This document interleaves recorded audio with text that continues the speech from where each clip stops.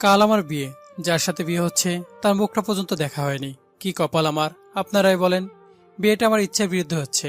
এ সময় বিয়ে করার কোনো ইচ্ছা ছিল না আমার, কিন্তু কি করবো বলেন। সবার চাপের কারণে বিয়ে করতে হচ্ছে আমাকে, বলতে পারেন বাধ্য করা হচ্ছে। চলুন পরিচয়টা জেনে নিন। আমি রবিউল হাসান, মায়ের বড় ছেলে, আর আমার একটা বড় বোনও আছে। বাকিটা পরে জানতে পারবেন। আজ বাদে কাল বিয়ে, আজ গায়ে হলুদ। সবাই এই দিনে অনেক আনন্দ করলেও আমার মনে হচ্ছে আজ আমার গায়ে হলুদ নয়, মনে হচ্ছে আজ আমাকে কুরবানি করা হবে। হ্যাঁ, ঠিক শুনেছেন, মনে হচ্ছে আমাকে কুরবানি করা হবে। বন্ধুদের থেকে শুনেছিলাম মেয়েটা নাকি কালো। তারপর অনেক চেয়েছি বিয়েটা আটকাতে, কিন্তু পাইনি। যতই চাই নিজে বিয়ে ভাঙতে, সামনে কেউ না কেউ এসে দাঁড়ায়। আমার পরিবারে কেউ আসে, হয়তো আপু নয়তো মা। যেদিন শুনলাম মেয়েটা কালো, সেদিন থেকে আমার হাসি আনন্দ সব উড়ে গেল। তারপর চেয়েছি বিয়েটা ভাঙতে, কিন্তু পাইনি। অবশেষে আজ বিয়ের দিন এলো। আজ আমার বিয়ে, ধুমধাম করে বিয়েটা হলো। সবাই আনন্দ করলো, শুধুমাত্র আমি ছাড়া। আমি কখনো সিগারেট খাইনি। আজ মনে হচ্ছে সিগারেট খেলে মনে কষ্টটা কিছু হলেও কমবে। ফোন দিলাম রাশেদকে। তুই কোথায়? এই তো নিচে আছি। তুই কোথায়? আমি ছাদে আছি, এখানে আয়। ওকে, আসতেছি। 5 মিনিট পর। তা মামা, কি অবস্থা? এই তো আছে কোনো রকম। কোন রকম মানে কি? আজ তো একদম ভালো থাকার কথা মামা। বাদ দে, তোর কাছে সিগারেট আছে? হ্যাঁ আছে, কিন্তু কেন? দে তো একটা। মানে কি, তুই সিগারেট নিয়ে কি করবি? চিন্তা করিস না, কলেজে থাকতে তোরা সিগারেট খেলে আমি নিয়ে ফেলে দিতাম, কিন্তু এখন তো টাকা নষ্ট করব না, আমি খাবো। চিন্তা করিস না, দে একটা। তুই সিগারেট খাবি মানে কি? খাবো মানে খাবো, দিবি কিনা বল। কি হয়েছে হঠাৎ তোর? তুই তো কখনো সিগারেট খাস না, তাহলে আজকের এই দিনে তুই কিভাবে সিগারেট খাবি? মুখ দিয়ে খাবো, সিগারেট দে। তারপর রাশেদ সিগারেটের প্যাকেটটা আমাকে দিল। আমি একটা সিগারেট ধরালাম। প্রথমে মুখে দিতে প্রচুর কাশি আসলো, গলা পড়লো। তারপর আরো কয়েকবার সিগারেটে টান দিলাম, গলা পড়লো। এভাবে কয়েকটা সিগারেট নষ্ট হয়ে গেল। কিছুক্ষণ পর আরেকটা ধরালাম, সেটা মুখে নিয়ে টান দিলাম, কিন্তু আগের মতো কাশি আসলো না। আবার টান দিলাম, মনে হলো পুরো শরীর ঠান্ডা হয়ে গেল। এভাবে কয়েকটা সিগারেট খেলাম, মোট 3টা সিগারেট খেলাম। মনে হচ্ছে ভিতর অনেক বছর পর ঠান্ডা একটা অনুভূতি আসলো। মনে হয় এটাই জীবনে প্রথম। আর হয়তো কখনো এমন ঠান্ডা হয়নি। এতক্ষণ আমার কারসাজিগুলো রাশাদ দেখছিল, কিছু বলতেছে না। তারপর আর কিছুক্ষণ দাঁড়িয়ে থাকলাম। তুই পাগল হয়ে গেছিস? এসবে মানে কি? কিছু না। কিছু না বললে কি হবে? কি হয়েছে বল। মনে হয় কি আমার কিছু হয়েছে? হ্যাঁ, মনে হয় না, শুধু আমি শিওর তোর কিছু হয়েছে। নয়তো আজ প্রথম সিগারেট খাচ্ছিস কেন তুই? রাশেদ আর আমি কথাগুলো বলছিলাম, হঠাৎ আপু আসলো। আমি তাড়াতাড়ি সিগারেট আর লাইটারটা লুকিয়ে ফেললাম, আপু সেটা খেয়াল করেনি। তোরা এখানে কি করতেছিস? রাশেদকে আপু তুই করে বলে। এই তো গল্প করছিলাম। তোর কি এই রাত রাতে গল্প করতে হবে? হ্যাঁ আপু, আমিও সেটাই বলছিলাম। চল রুমে। আর একটু পরে যাব। আর একটু পরে মানে কি? ঘড়িতে তাকিয়ে দেখ কটা বাজে। আপু, 1:10 হয়েছে। মনে মনে বললাম, শালা বন্ধু নাকি শত্রু, কি বিপদ থেকে উদ্ধার করবে তা না, আর আপুর সাথে তাল মিলাচ্ছে। তোকে বেঁচে থাকলে পরে দেখে নিব শালা। রাশেদকে বলল। চল ওকে দিয়ে আয়। হ্যাঁ আপু, আমি দিয়ে আসতেছি। হ্যাঁ দিয়ে আয়। আপু হঠাৎ রেগে রেগে কথা বলতেছে, কাহিনী বুঝলাম না। তারপর রাশেদ আমাকে বিয়ের বাসর ঘরের সামনে নিয়ে আসলো। দেখ ভাই, যা হবার হবে সেটা পরে দেখা যাবে। আগে বিড়াল ঠিক মতো মারবি। বিড়াল মারতে যাবো কেন? বিড়াল তো একটা প্রাণী, তাকে মারলে তো পাপ হবে, বিশেষ দ্রষ্টব্য। এটা আমার ছোটবেলা ভাবনা ছিল, যদিও এখন বুঝি বিড়াল মারার মানে। ধুর শালা, এই বিড়াল সে বিড়াল নয়। তাহলে কি? ভিতরে ঢুকলে দেখবি। এখন যা। ওকে, দোয়া করিস। হ্যাঁ, দোয়া করব কালকের মধ্যে যাতে ডজন খানেক বাচ্চা। ধুর শালা। যা ভিতরে। বিড়াল কিন্তু বারবার মারার সময় পাবি না। বলে ধাক্কা দিয়ে ভিতরে ঢুকে দিল। ধাক্কাটা এত জোরে ছিল যে আমি সোজা নিচে গিয়ে পড়লাম। আরে ভাই, খাটে এক কোণে পড়লাম। শ্রোতা বন্ধুরা সবসময় উল্টা ভাবেন কেন? তারপর কষ্ট করে উঠলাম। বউ এসে আমাকে পায়ে ধরে সালাম করলো। তার ঘুমটা সরালাম। দেখলাম আমার ফ্রেন্ডরা যেমনটা কালো বললো তেমনটা না। আপনার নাম কি? এটা কেমন কথা? বিয়ে করলেন অথচ নামটা জানেন না? আসল ভুলে গেছি। ভুলে যাওয়ারই কথা। যাই হোক, আমার নাম মারিয়া আফরিন তুফা। আপনি তুফা বলেই ডাকতে পারেন। ওকে, তুফা বলে ডাকবো। আসলে আমার কিছু কথা আছে। ঠিক আছে, সব কথা শুনবো। আগে চলেন 2 রাকাত নফল নামাজ পড়ে নেই। আচ্ছা ঠিক আছে। আমি যে কথাগুলো বলবো সেই কথাগুলো শুনে হয়তো তুফানও কষ্ট পাবে, তাই প্রথমবারের মতো তার কথা রাজি হলাম। তারপর নামাজ শেষ করে আমি খাটে এসে বসলাম। তুফা দিকে একবারও তাকাইনি। আমি খাটে বসে আছি, তুফা আসার জন্য অপেক্ষা করতে লাগলাম। সে আসলো, এসে আমার সামনে দাঁড়ালো। তারপর আমি আস্তে আস্তে মাথা তুললাম। এ কি, এটা কি তুফা ছিল? একটু আগে দেখলাম এর থেকে ভালো চেহারা, আর এখন এত কালো। পরে বুঝলাম সব ময়দার অবদান। কপালটা আমার এতই পোড়া। হ্যাঁ বলেন, কি কথা? আমি বিয়ে করতে চাইনি, সবার জোরাজুরিতে বিয়ে করেছি। বলা যায় বাধ্য করা হয়েছে আমাকে। তাই আপনি কখনো আমার থেকে স্বামীর অধিকার পাবেন না। আপনি আমাকে বিয়ের আগে কেন এসব বলেননি? বলতে চেয়েছিলাম কিন্তু বলতে পারিনি। আপনি এভাবে আমার জীবনটা নষ্ট করতে পারেন না। আমি নষ্ট করতে চাইনি, আমাকে ক্ষমা করবেন। আমি অনেক চেয়েছি আপনার সাথে এই বিষয়ে কথা বলতে, কিন্তু যখনই আপনার সামনে যেতে চাই তখন কেউ না কেউ এসে বাধা দেয়। তাই আপনার সাথে কথা বলা হয়ে ওঠেনি। তাহলে এখন আমার কি হবে? চিন্তা করবেন না, আমি আপনাকে 3 মাস পর ডিভোর্স দিয়ে দিব। তারপর আপনার যেদিকে ইচ্ছা চলে যাবেন। আমি বোধহয় একমাত্র মেয়ে যে বাসর রাতে স্বামীর কাছ থেকে ডিভোর্সের কথা শুনতে হচ্ছে। ওকে। ঠিক আছে, শুয়ে পড়েন। হুম। এ কি, আপনি এখানে শুয়েছেন কেন? তাহলে কোথায় শুব? আপনি খাটে ঘুমান। তাহলে আপনি কোথায় ঘুমাবেন? আমার সাথে নাকি? না, আমি সোফায় শুয়ে পড়বো, আপনি খাটে যান। আচ্ছা। আর একটা কথা শোনেন, বলেন। আমাদের মাঝে যে সম্পর্ক নাই সেটা যাতে কেউ বুঝতে না পারে। আপনি যেমন বলবেন। ধন্যবাদ। ধন্যবাদ দিতে হবে না। আপনি আমাকে বউ হিসাবে না মানেন, আমি তো মানি। কিছু বললাম না। পরদিন সকালে ঘুম ভাঙতে শুনি কে যেন কোরআন তেলাওয়াত করতেছে। আমি শক খেলাম, এটা তো আপুর কণ্ঠ নয়। আর এত কাছ থেকে কেন আওয়াজ আসছে? তারপর মাথা তুলে দেখলাম তুফা কোরআন শরীফ তেলাওয়াত করছে। আমি তো তার তেলাওয়াত শোনার জন্য আবার ঘুমের ভান ধরে শুয়ে থাকলাম। সোফা থেকে তুফার চেহারাটা ভালো করে দেখা যাচ্ছে। যখন কোরআন তেলাওয়াত শেষ করে আমার দিকে তাকালো, তার চোখের উপর আমার চোখ পড়ে গেল। আপনি কখন উঠলেন? একটু আগে উঠলাম, আর আপনার তেলাওয়াত শুনছিলাম। আচ্ছা, এখন গোসল করে নেন। কেন? আমাদের মাঝে তো কিছু হয় নাই, গোসল করতে হবে কেন? এটা সমাজের নিয়ম। যদি আপনি গোসল না করেন তাহলে অনেকে অনেক রকম মনে বলবে। আর আপনি বলেছিলেন আমাদের মাঝে যা হচ্ছে তা যেন আর কেউ না জানে। সো এখন গোসল করে নেন। আচ্ছা। তারপর গোসল শেষ করে রুমে এসে দেখি তুফা নেই। তুফা নিচে চলে গেছে রান্নায় হেল্প করার জন্য। আমি রুমে এসে বসে আছি, আর ওইদিকে তুফা রান্নার কাছে হেল্প করতেছে। আরে ভাবি, আপনি এখানে কেন? আসলাম আপনাদের রান্নার কাছে হেল্প করতে। কালকে এসে আজকেই কাজ করবেন? হ্যাঁ, আর কয়দিন পরে তো আমাকে দেখতেই হবে। একদম না, কোনো জিনিসে হাত দেবেন না আপনি। আমি করতেছি, করতে দিন। এটা কেমন কথা? আপনি একা কেমনে করবেন? চলেন, আমিও আপনাকে হেল্প করি।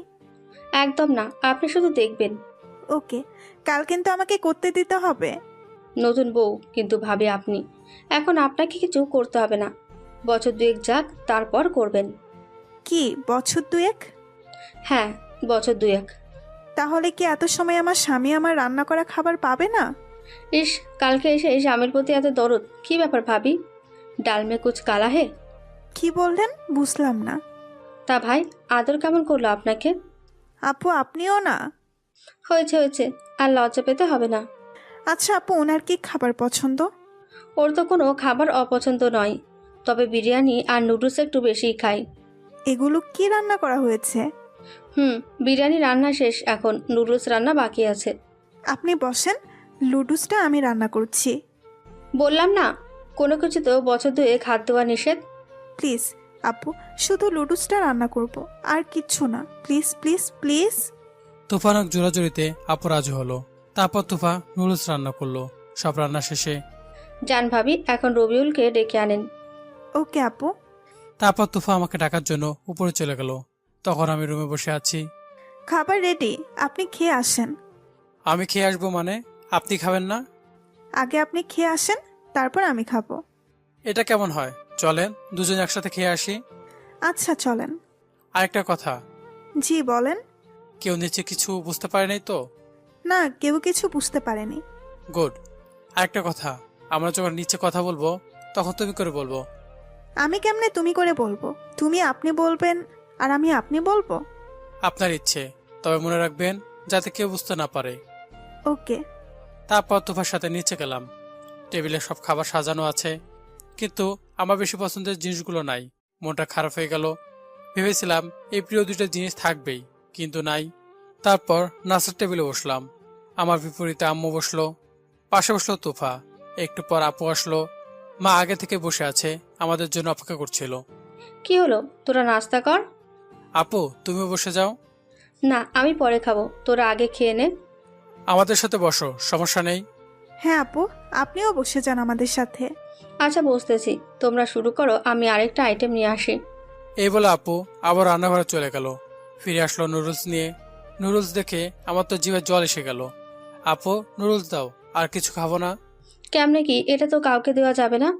কেন, এটা কি জন্য বানালে তাহলে? শুধু আমার জন্য। দেখো আপু, আমি আগে খাবো, তারপর তুমি। এত কষ্ট করে তোর জন্য রান্না করলাম নাকি? দিবা নাকি বলো? ছোট থেকে আপুর সাথে দুষ্টামি, রাগ, অভিমান চলে আসছে। আর সবচেয়ে বেশি হলো ফান করা। বস, দিচ্ছি, আবার পেট খারাপ হবে।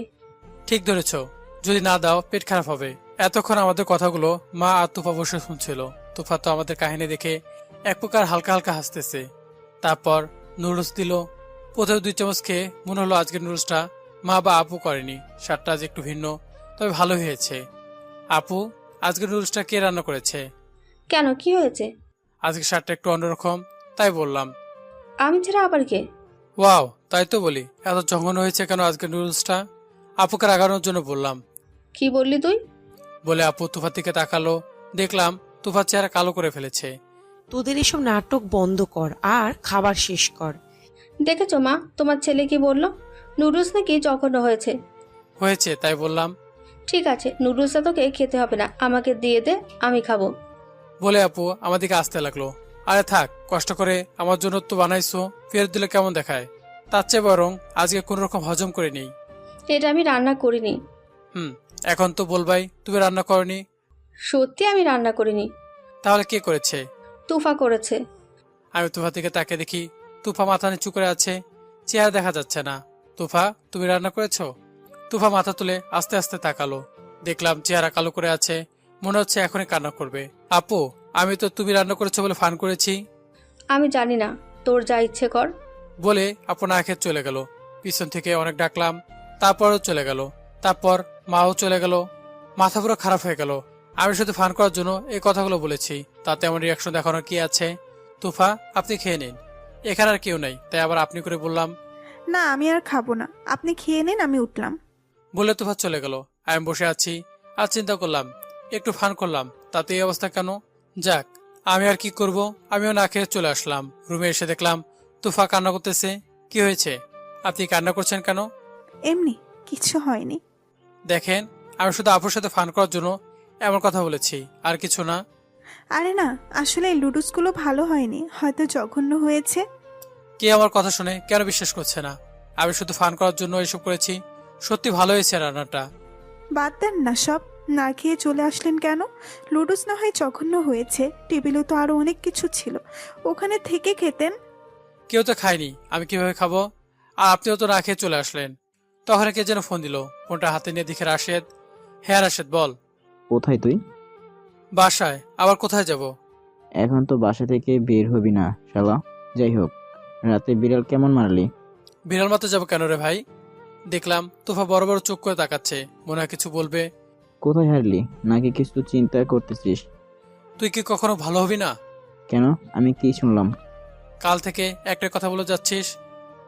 আচ্ছা, রাগ করিস না, আমরা সবাই পার্কের সামনে আছি, তুইও চলে আয়। ওকে, আসতেছি। তারপর ফোনটা কেটে দিলাম।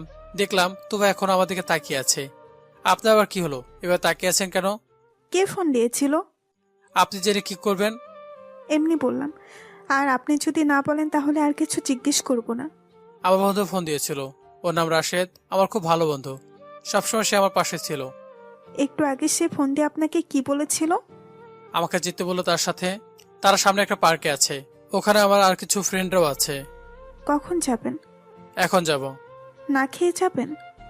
আর খাবো না, ওখানে গিয়ে খেয়ে নিব। ঠিক আছে, মনে করে খেয়ে নেবেন। ওকে, আপনি খেয়ে নিবেন। হুম। তারপরে পার্কে যাওয়ার জন্য রুম থেকে বের হলাম। সাথে সাথে আপু আসলো। কোথাও যাবি নাকি? রাশেদ ফোন দিয়েছিল, তাদের সাথে দেখা করতে যাব। না খেয়ে উঠে গেলি কেন? তোমরা কেউ খাওনি, তাই আমিও খেলাম না। তুফা খেয়েছে? না, সেও না খেয়ে চলে গেছে। চল আগে খেয়ে নি, তারপর বের হবি। না আপু, আমি রাশেদের সাথে খেয়ে নিব। গেলাম। আর কিছু বলতে না দিয়ে চলে আসলাম। আর ওইদিকে আপু খাবার নিয়ে তুফার কাছে গেল। ভাবি এগুলো খেয়ে নেন। না আপু, আমি খেয়ে তো আসলাম, আর খাবো না। কই খেলেন? সবাই তো যার যার মতো করে চলে গেলেন, কেউ তো খাননি। যা খেয়েছি তাতে অনেক, আর খাবো না। আর আপু, আপনি তো রবিউলের বড়, মানে আমারও বড়, তাহলে আমাকে তুমি করে বললে খুশি হব। ঠিক আছে বলবো, এখন খেয়ে নাও। না আপু, আপনার ভাই আসলে একসাথে খাবো। তারপর আপু অনেক জোরাজুরি করলো তুফাকে খাওয়াতে, কিন্তু তুফা খায়নি। আমার জন্য অপেক্ষা করতে লাগলো। আমি চলে গেলাম রাশেদ সহ সবার সাথে দেখা করতে। পার্কে ঢুকে দেখি রাশেদ, ইমন, তামিম, নাবিল সবাই বসে আছে। আমি তাদের কাছে গেলাম। তা মামা, কি খবর? ভালো। বল, কি জন্য ফোন দিলি? কেন, তুই কি ফোন দিতে কারণ লাগবে? তা না, কিন্তু তুই তো কখনো মিস কল ছাড়া ফোন দিস না, কিন্তু আজকে ফোন দিলি তাই বললাম। কি জন্য ফোন দিবি আবার, জানিস না? কেমনে জানবো আমি? ঠিক আছে, জানতে হবে না। বস নাকি দাঁড়িয়ে থাকবি? আমি দাঁড়িয়ে কথা বলছিলাম। আরে কি বলিস, ওর বাসার সময় আছে নাকি? নতুন বউর বাসায় বুঝিসই তো নাকি? নতুন বউ? তাহলে একটা কাজ কর, আজ থেকে 7 দিন তুই আর ওর বউ অ্যাকাউন্টে চলে যা। কেন? কেন আবার নতুন বউ তাই? দেখ ভাই, ফান করা মুডে নেই। বন্ধু আছিস, বন্ধু থাক, বেশি উকালতি করবি না। এখন তো ওকালতি করব, তাই না? আচ্ছা, তোরা কি সবাই আমাকে পাগল বানাতে ডেকেছিস? আরে পাগল বানাবো কেন, একটু কথা বলবো তাই ডেকেছি। তুই বারবার হাসিস কেন? কি হয়েছে আজ তোর? ওর আবার কি হবে, এমনি হাসতেছে। থাক তোরা, আমি গেলাম। আচ্ছা শোন, বল। বাসর কেমন হলো? ঠিক বুঝলাম না, আবার বলতো। আমি বলতেছি, বল বাসর ঘরে বিড়াল কেমন মারলি? চলে যাব নাকি থাকতে দিবি? তা ভাবি কেমন? তুফাকে তামিম দেখেনি, আমার পোড়া কপাল, আর কি বলবো। কেন, কি হলো? কি আর হবে, একদম সুন্দর না, অনেক কালো। সরি, বলিস কি? হ্যাঁ ভাই, ওকে দেখলে আমার দম বন্ধ হয়ে আসে। জান্নাতের মতো হবে? কোথায় আকাশ আর কোথায় মাটি? আরে জান্নাতের অর্ধেক হবে না। তুই না বললি জান্নাতের থেকে সুন্দর মেয়ে বিয়ে করবি? বলছি, আর করেও দেখাতাম, কিন্তু আমার কপালটা দেখ কেমন খারাপ। আপনাদের বলে রাখি, জান্নাত হলো আমার এক্স, রূপে গুণে মার্শাল্লাহ, হিংসে করে কথা বলতো, তাই ব্রেকআপ হয়েছে। শালি অনেক অহংকারী, সামনে এদিক ওদিক হলে ঝগড়া করতো। আচ্ছা, চিন্তা করিস না, সব ঠিক হয়ে যাবে। কোনো কিছু ঠিক হবে না, কপাল একবার আসছে, মনে হয় ঝুলে থাকবে। আচ্ছা এসব কথা বাদ দে, শুধু তুই ভাবিকে একটু ভালোবাসার ট্রাই করবি, তাহলে তোদের মধ্যে ভালোবাসার সৃষ্টি হবে। তারপর আর তোর থেকে খারাপ লাগবে না ভাবিকে দেখে। আরে কি ভালোবাসা ট্রাই করব, ওকে দেখলে আমার গা জ্বলে, বমি আসেই। তাহলে বিয়ে করলি কেন? আমি কি করতে চাইছি নাকি? মা তো সব করছে। কি করলো আন্টি? কি আর করবে, তুফার মা আর আমার মা নাকি বান্ধবী। তুফা অনেক ভালো মেয়ে নাকি, নামাজ দোয়া ঠিক মতো পড়ে, তাই মা আর আপু মিলে আমার গলায় তুফাকে ঝুলিয়ে দিয়েছে। আচ্ছা বাদ দে তো, চল অনেক সময় হয়েছে, দুপুরের খাবার খেয়ে নি। তারপর সবাই একটা হোটেলে ঢুকলাম, খাবার খেয়ে নিলাম। তারপর এদিক ওদিক ঘোরাঘুরি করতে করতে রাত 12টা। চল এবার বাসায় যাই, অনেক রাত হয়েছে তো। ঠিক আছে যাই। রাতের খাবার খেয়ে নিলাম হোটেলে, তারপর বাসায় চলে আসলাম। বাসা কলিং বেল বাজাতেই তোফা এসে দরজা খুলে দিল। আমি সোজা এসে সোফা শুয়ে পড়লাম। আমার পিছনে পিছনে তোফা এলো। আমি খাবার দিচ্ছি, আপনি ফ্রেশ হয়ে খেয়ে নেন। আমি খেয়ে আসছি। তারপর তোফা আর কিছু বলো না। একটু পরে মা আসলো। কিরে, তোকে কতবার ফোন দিয়েছি? আমি ফোন বের করে দেখি 20টা কল, ফোন সাইলেন্ট ছিল তাই বুঝতে পারি নাই। ফোন সাইলেন্ট ছিল তাই বুঝতে পারিনি। সারাদিন কোথায় ছিলি? বাইরে আড্ডা দিছিলাম। সারাদিন আড্ডা দিতে থাকলে কি হবে? ঘরে নতুন বউ আছে, এটা কি তোর মাথায় নাই? সরি, আর এমন হবে না। মনে থাকে যেন। তারপর মা চলে গেল। আমি আবার সোফাতে শুয়ে পড়লাম। মা আসছিল তাই উঠে গেছি। তারপর তুফা। আপনি কি সত্যিই খাইছেন? হ্যাঁ খাইছি। তুফা আর কিছু বললো না, যে যার যার মতো শুয়ে পড়লাম। তারপর দিন সকালে ঘুম থেকে উঠে একে শুনতে পেলাম কোরআন তেলাওয়াত করছে তুফা। আমিও তার কোরআন তেলাওয়াত শুনতে লাগলাম। কোরআন তেলাওয়াত শেষে আমি উঠে গেলাম। আপনি ফ্রেশ হয়ে নেন, আমি চা নিয়ে আসছি। আমি আর কিছু বলিনি। তারপর তুফা চা নিয়ে আসলো। আমি ফ্রেশ হয়ে চা খেয়ে নিলাম। তারপর রুম থেকে বের হতেই দেখি আপু। Good morning. Bad morning. কেন, তোর আবার খারাপ কি হলো? আচ্ছা আপু, তোমরা এই মেয়েটার মধ্যে কি এমন দেখলে তাকে আমার সাথে বেঁধে দিলে? দেখ তুফা অনেক ভালো মেয়ে, হয়তো একটু শ্যামলা, কিন্তু ওর মতো মেয়ে হাজারে একটা হয়। এমন হাজারের একটা মেয়ে না এনে 10,000 যে কোনো একটা মেয়েকে আনতে পারলে না? এই তোর সমস্যা কি রে? কি আর সমস্যা হবে? যত সমস্যা ওই কালো মেয়েটা। তুই তো শুধু চামড়া নিয়ে পড়ে আছিস, কখনো কি তাকে বোঝার ট্রাই করেছিস? আর কখনো করব না। তুই কাল দুপুর আর রাতে খেয়েছিস। হ্যাঁ খেয়েছি, কোথায় খেলি? হোটেলে। আর তুই যে একটা মেয়েকে এখানে একা রেখে গেলি, সে খেয়েছে কিনা জানিস? হ্যাঁ সে হয়তো খেয়েছে। না, সে খায়নি।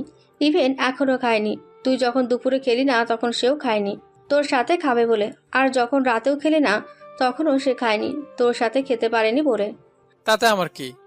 তোর কি মনে হয় সে তোর বউ? তার ভালো মন্দ তোরই দেখতে হবে। ভালো মন্দ আমার দেখতে হতো যদি এমন একটা কালো মেয়ে না আনতে। কি কম ছিল আমার? কেন এমন কালো মেয়েকে তোমরা দেখলে? দুনিয়াতে কি আর কোনো মেয়ে ছিল না? ছিল, তবে তারা তোর জন্য যোগ্য ছিল না। এই মেয়েটাই তোর যোগ্য। তারপর আপু চলে গেল। আমিও চিন্তা করলাম তাহলে তুফা কাল থেকে খায়নি। এখন তো নিজেকে ঘৃণা লাগতেছে, একটা মেয়ে আমার জন্য না খেয়ে বসে আছে, অথচ আমি তাকে একবার জিজ্ঞেসও করিনি খেয়েছি কিনা। না না, এটা আমি ঠিক করিনি। তারপর আবার রুমে গেলাম, দেখলাম তুফা বসে বসে কান্না করতেছে। আমি আর আপু যখন কথা বলছিলাম তখন আমাদের কথাগুলো শুনে ফেলেছিল তুফা, আর আমাদের কথা শুনে তুফা কান্না করতে লাগলো। তুফা নিজে নিজে বলছে, কেন এত কালো হলাম আমি? চামড়া দিয়ে কেন মানুষের বিচার করা হয়? কি হলো, আপনি কান্না করছেন কেন? তুফা কিছু বলছে না। আরে কি হলো বলেন? তুফা তাও কিছু বলছে না, আরো জোরে জোরে কান্না করতে লাগলো। দেখেন আমাদের বাসায় মেহমান ভর্তি, এইসবে কান্না করলে তারা যদি শুনে তাহলে কি ভাববে? কি হয়েছে আমাকে বলেন, আর কান্না থামান প্লিজ। তারপর তুফা কান্না থামালো, হয়তো বাসা মেহমানের কথা চিন্তা করে। তারপর তুফা বলতে শুরু করলো, কেন? আমি কি কালো বলে মানুষ নয়? যদি আমি কালো হয়ে এত অবহেলা পেতে হবে জানতাম তাহলে কখনো বিয়ে করতাম না। যদিও করতাম আপনার মতো মানুষকে করতাম না। হ্যাঁ আমি কালো, আমি কারো ভালোবাসার যোগ্য না, তাই বলে আমাকে এত অবহেলা করতে হবে?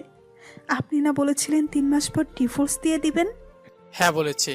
তাহলে 3 মাস পর ডিভোর্স দিয়ে দিবেন। এই কালো চেহারা, কালো রং আপনাকে আর দেখতে হবে না।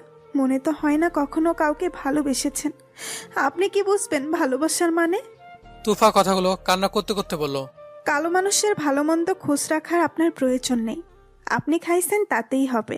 বলছি তো খেতে। খাচ্ছি। তারপর তুফা খাবার খেয়ে নিল। প্রতিদিন সকালে তুফা কোরআন তেলাওয়াত শুনে ঘুম ভাঙার একটা অভ্যাস হয়ে গেছে। আজ তামিমের বিয়ে, তাই সবাইকে দাওয়াত করেছে। সবাই আসছে যে যার বউ নিয়ে, কিন্তু আমি আসছি শুধু নিজেকে নিয়ে, কারণ তুফাকে আনলে আমার সম্মান একটু থাকবে না। আমি রাশেদ একসাথে দাঁড়িয়ে আছি, ইমন নাবিলেরা আসেনি, আমাদের আগেই আসতে হলো। এরপর ইমন আর তার স্ত্রী আসলো, তারপর নাবিল আর তার স্ত্রী। শালা আমার কপালটা খারাপ, বউ থাকার পরেও সিঙ্গেলদের মতো করে আসতে হলো। তামিমের বিয়েতে পার্টি দিয়েছে, সবাই নিজের মতো ফুর্তি করার জন্য। একটা সময় এসে আমার সব বন্ধু এক জায়গায় আসলো, আমরা বসে বসে আড্ডা দিচ্ছিলাম। হঠাৎ ইমন আর নাবিলের বউ আসলো, ইমনের বউ সামিয়া আর নাবিলের বউ জেরিন। কেমন আছেন ভাইয়া? হ্যাঁ ভালো ভাবি, আপনারা কেমন আছেন? ভালো ভাইয়া। তা ভাইয়া ভাবিকে আনেননি? না আনিনি। কেন ভাইয়া? ভাবিকে আনলে তার সাথে পরিচিত হতে পারতাম। আসলে সে আসতে চায়নি, তাই তাকে আনিনি। কি বলেন? আমরা তো পার্টি বললে না এসে থাকতেই পারি না, আর ভাবি আসেনি এটা কেমন কথা? আসলে সে এসব পছন্দ করে না, তাই আসেনি। আচ্ছা ভাইয়া, ভাবি কি দেখতে অনেক সুন্দর? যদিও তার আগে থেকে জানে তুফা কালো, তাও জিজ্ঞাসা করলো। আর তেমন কিছু না, আসলে সে শ্যামলা। ওহ, তাই তো আসেনি। আচ্ছা ভাইয়া, আপনারা গল্প করেন, আমরা আসি। তারপর জেরিন ভাবি আর সাদিয়া ভাবি এক পাশে গিয়ে যা বলতেছিল তার শুনে আমার মাথায় রক্ত উঠে গেল। তারা আমার নামে যা ইচ্ছে মুখ দিয়ে যা আসছে তাই বলে যাচ্ছে। দেখছেন ভাবি, আমাদের বলেছিল অনেক সুন্দর মেয়ে বিয়ে করবে, আর বিয়ে করেছে একটা ভূতকে। আসলে বেচারার কপালটাই খারাপ, চাইলো কি আর হলো কি। আরো অনেক কথা, তাদের কথা শুনে নিজেকে ধরে রাখতে পারছিলাম না। আজ ইচ্ছে মতো খেলাম, যে আমি কখনো সিগারেট খাইনি সে আজ এই তুফান নামে মেয়েটার জন্য সিগারেট খেলাম। আর আজ মদও খাচ্ছি, ইচ্ছে মতো খেয়ে একদম মাতাল। তারপর রাশেদ আমাকে নিয়ে আসলো আমাদের বাসায়। মদ খাওয়ার পর আমার তেমন কিছু মনে নেই, মাতাল হয়ে আছি। রাশেদ বাসা বাহিরে চলে গেল, নয়তো আমার বোন রাশেদকে কিছু বলতে পারে সেই ভয়ে। তারপর আমি বাসায় কলিং বেল বাজালাম, অনেক রাত হয়ে গেছে তাই সবাই ঘুমিয়ে গেছে। দ্বিতীয়বার যখন কলিং বেল বাজালাম তখন তুফা এসে দরজা খুলে দিল। এ কি, আপনি এভাবে ঢুলতেছেন কেন? মদ খেয়েছি। কি? আপনি তো সিগারেট খান না, তাহলে মদ খেলেন কেন? আপনার জন্য। আর কিছু না বলে রুমে চলে এসে খাটে শুয়ে পড়লাম। তারপর তুফা আসলো। আমি মদ খেয়েছি, তবে পুরোপুরি মাতাল হয়নি। একটু একটু বুঝতে পারছি, অনুভব করতে পারছিলাম সবকিছু। তারপর তুফা এসে আমার পাশে শুয়ে পড়লো। আধমাতাল অবস্থায় আমি তুফাকে জড়িয়ে ধরলাম। তারপর হয়ে গেল ইতিহাস। না বুঝলে কমেন্ট করুন। সকাল ঘুম থেকে উঠে দেখলাম তুফা আয়নার সামনে দাঁড়িয়ে মাথা আঁচড়াচ্ছে।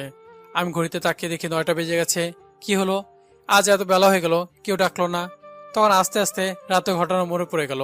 মদ খেয়ে বাসায় এসে তুফার সাথে হওয়া ঘটনাগুলো সব মনে পড়ে গেল। আমি তো চিন্তায় পড়ে গেলাম, এই আমি কি করলাম।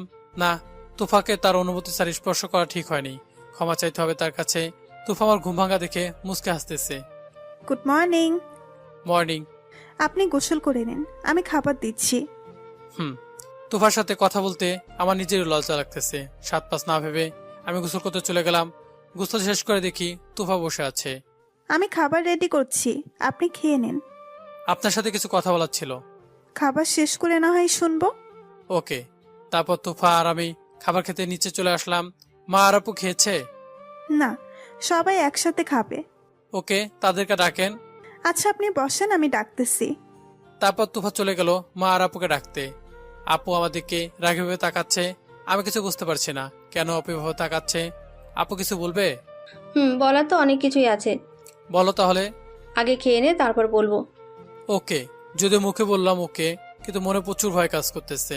আপু আমার সাথে বেশি রাগারাগি করে না, কিন্তু হঠাৎ করে রেগে যাওয়ার মানে কি আমি কিছু বুঝতে পারতেছি না। তারপর সবাই মিলে খেয়ে নিলাম। আমি যখন উঠতে যাব। কোথায় যাচ্ছিস? রুমে যাব। তুমি যেন কি বলবে বলেছিলে? রুমে যা, আমি আসতেছি। ওকে। তারপর আমি রুমে চলে আসলাম। এসে আপুর জন্য ওয়েট করতে লাগলাম। তবে প্রচুর ভয় নিয়ে আছি। কিছুক্ষণ পর আপু আর তুফা একসাথে আসলো। তুফা বস এখানে। সুফা দেখে এখন তুফা ভয় পেয়ে গেল। আপু, সিরিয়াস কিছু? অনেক সিরিয়াস। কি? কাল রাতে তুই মদ কেন খেয়েছিলি? তুমি কি করে জানলে? কি করে জানছি মানে? কেন খেয়েছিলি সেটা বল। আসলে কাল পার্টিতে, তারপর সব বলে দিলাম। আমার কথা শুনে আপু আর রাগ করে থাকলো না, কিন্তু তুফাকে দেখে মনে হচ্ছে এখনই কান্না করবে। তুই কখনো সিগারেটও খাসনি, বাসর রাতে প্রথম সিগারেট খেলি, আর কাল তার ওপরে মদ খেলি। কি পাবি বল এসব খেয়ে? আর কখনোই সব খাবি না। আমি গেলাম। এই বলে আপু চলে গেল। কিন্তু তুফা মন মরা হয়ে বসে রইল। আসলে কালকে রাতে যেন আমাকে ক্ষমা করবেন। আসলে আমি একটু বেশি মদ খেয়ে ফেলেছিলাম, তাই কি করেছিলাম বুঝতে পারিনি। প্লিজ আমাকে ক্ষমা করবেন। আরে এসব কি বলছেন? আপনি তো ভুল কিছু করেননি। ভুল তো করেছি, আপনার অনুমতি ছাড়া আপনাকে স্পর্শ করেছি। এখানে অনুমতি নিতে হবে কেন? আপনি তো আমার স্বামী, তাহলে অনুমতির কি আছে? তবুও অনুমতি ছাড়া আসলে এমনটা করা উচিত হয়নি। সরি। আচ্ছা, এসব বাদ দিন। চা খাবেন? খেতে পারি যদি আপনি ক্ষমা করেন। আচ্ছা ঠিক আছে, ক্ষমা করলাম। বসেন, চা নিয়ে আসছি। তারপর তুফা চা নিয়ে আসলো। আজকে ঘোরাঘুরি করে রাতে বাসায় আসলাম। এসে আপুর সাথে দেখা। তোর সমস্যা কি? আমি আবার কি করলাম? সারাদিন কোথায় ছিলি? ফ্রেন্ডের সাথে ছিলাম। আচ্ছা, তুই কি কখনো ভালো হবি না? আচ্ছা ঠিক আছে, কাল থেকে অফিসে যাব, সবকিছু আগের মতো করব। বিয়ের জন্য অফিস থেকে ছুটি নিয়েছিলাম, আজ ছুটির শেষ দিন, তাই এমনটা বললাম। দুপুরে খেয়েছিস? হোটেলে খেয়েছি। আর তুফা? আমি কি জানি খেয়েছি কিনা। খাইনি, এখন গিয়ে ওকে খাইয়ে দিবি। না, হ্যাঁ বল। চল, আমি খাবার দিচ্ছি, তুই নিজ হাতে খাইয়ে দিবি। এটা কত নম্বর বিপদ? দেখ, যদি না করিস তাহলে তোর মদ খাওয়া সিগারেট খাওয়া সব মাকে বলে দিব। এটা কিন্তু ঠিক হচ্ছে না। তুই বড় না আমি বড়? আমি ছোট। তাও বলবি না আমি বড়? আচ্ছা ঠিক আছে, তুমি বড়। তাহলে কোনটা ঠিক কোনটা ভুল সেটা আমি তোর থেকে বেশি বুঝি। ওকে? ওকে। ব্ল্যাকমেল করতেছে তাই মেনে নিলাম। তুই রুমে যা, আমি খাবার নিয়ে আসছি। ওকে। তারপর আমি রুমে চলে গেলাম। কিছুক্ষণ পর আপু খাবার নিয়ে আসলো। এসে আমাকে বলল, নে, যা বলছি তাই করবি। ওকে তুমি যাও। তারপর আপু চলে গেল। আপনার কি সমস্যা বলেন তো? কই কিছু না তো। সত্যি কিছু না? হ্যাঁ, কি হবে? দুপুরে খাবার খাইছেন? না। কেন? আপনি খান নাই তাই। এটা কেমন কথা? আমি তো বাইরে খেয়েছি।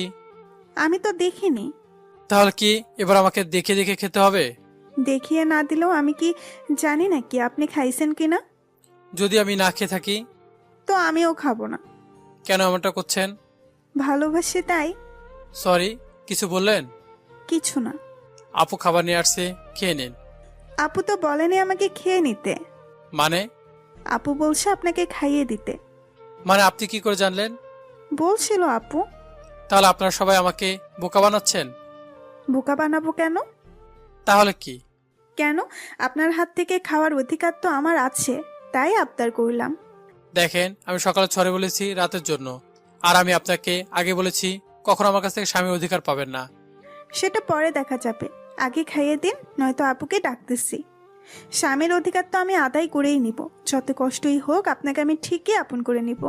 ঠিক আছে, খাইয়ে দিচ্ছি। আপুকে রাখতে হবে না। আপুকে রাখলে সিগারেট খাওয়ার কথা মাকে বলে দিবে, তাই বাধ্য হয়ে খাইয়ে দিতে হলো। এখন খাইয়ে দিন। তারপর আমি হাত ধুয়ে তুফাকে খাইয়ে দিচ্ছি। প্রথম 2 লোকমা খেয়ে তুফা কান্না করতে লাগলো, শুধু নীরবের চোখে পানি ফেলতেছে। আমি তুফাকে জিজ্ঞাসা করলাম, এ কি, আপনি কান্না করছেন কেন? কই, কাচ্ছি না তো, এমনি চোখে কি যেন পড়েছে। দেখেন, আমাকে মিথ্যে বলবেন না, চোখে কিছু পড়েনি। বলেন কি হয়েছে আপনার? আসলে অনেক ইচ্ছা ছিল প্রতিদিন একবেলা হলেও স্বামীর হাতের খাবার খাবো, কিন্তু আজ সেটা পূর্ণ হলো। কিন্তু দেখেন, তাও কিভাবে পূর্ণ করতে হলো। তাই বলে কাঁদতে হবে? এটা সুখের কান্না। হয়েছে, আর কান্না করতে হবে না। হা করেন। তুফা চুপচাপ করে খেয়ে নিল। তারপর রাতে বসে অফিসে ফাইলগুলো দেখলাম। তারপর সোফায় গিয়ে শুয়ে পড়লাম। আমার সোফায় ঘুমানো দেখে তুফা বলল, আপনার আবার কি হলো? কই কিছু না তো। তাহলে সোফায় ঘুমাচ্ছেন কেন আজকেও? না, এখানে আমি ঠিক আছি, আপনি গিয়ে শুয়ে পড়ুন।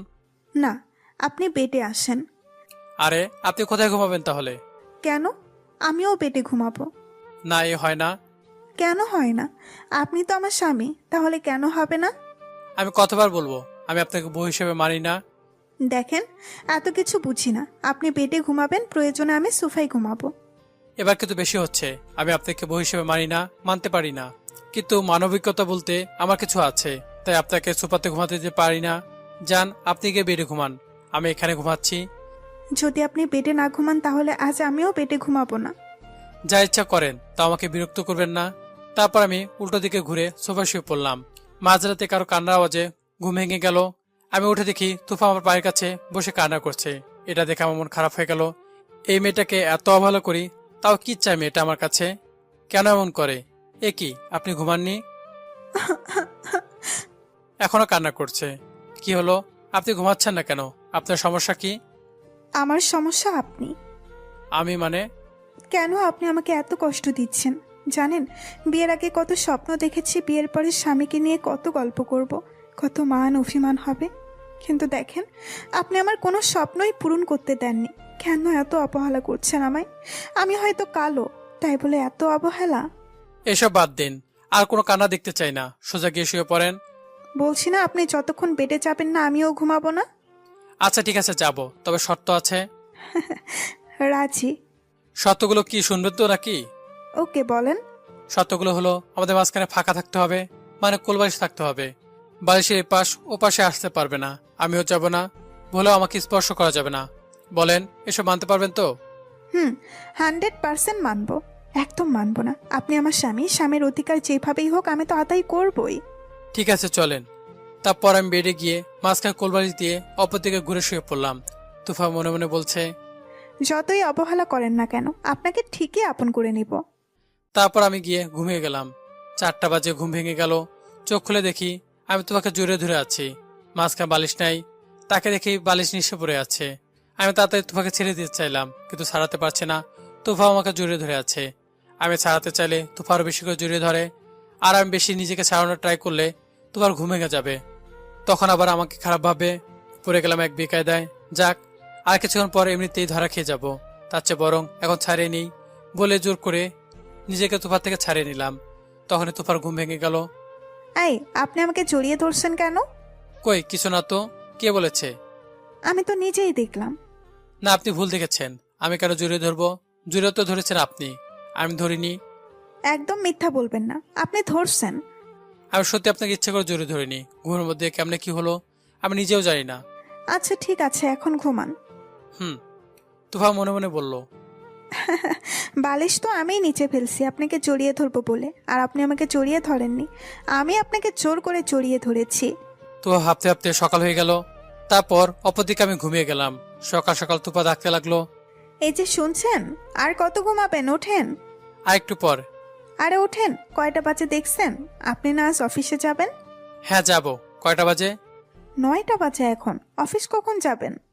কি 9টা বাজে? আমাকে আরো আগে ডাকুনি কেন? বলে লাফ দিয়ে ঘুম থেকে উঠে গেলাম। ঘড়িতে তাকিয়ে দেখি 5টা বাজে। এটা কি হলো? কোনটা? কয়টা বাজে? 5টা। তাহলে আপনি কয়টা বাজে বললেন? 5টা বলছি। তাহলে আমি কি ভুল শুনলাম? আপনি ঠিকই শুনছেন। যান, ফ্রেশ হয়ে নামাজ পড়ে আসুন। ওকে। তারপর মসজিদে গিয়ে নামাজ পড়ে এসে দেখি তুফা কোরআন পড়তেছে। আমি সোফায় গিয়ে বসলাম। আমি আসছি দেখে তুফা বলল, আপনি বসেন, আমি চা নিয়ে আসছি। না, আপনি আগে কোরআন পড়েন। ঠিক আছে, আপনি বসেন তাহলে। তুফা কোরআন সব পড়তে লাগলো আর আমি তার দিকে তাকিয়ে আছি। আগে অনেকবার তাকিয়েছি কিন্তু কখনো আজকের মতো লাগেনি তুফাকে। তুফা শ্যামলা কিন্তু মুখটা অনেক মায়াবী, ঠোঁটে নিচে কালো তিল যা আরো মায়াবী করে তুলেছে। এসব আগে কখনো আমার চোখে পড়েনি।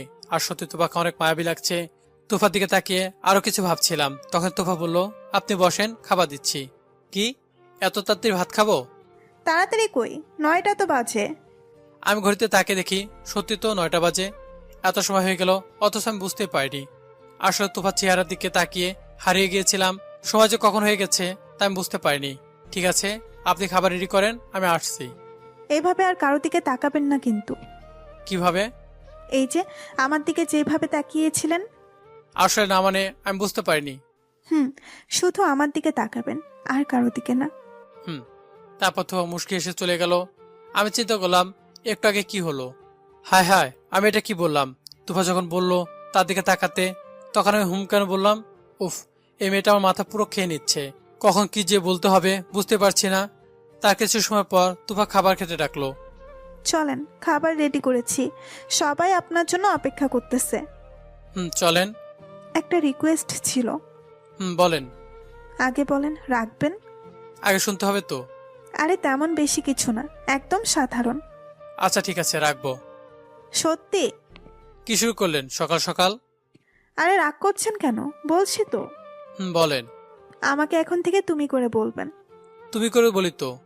হ্যাঁ বলেন, তবে সেটা শুধু আপু আর মায়ের সমান।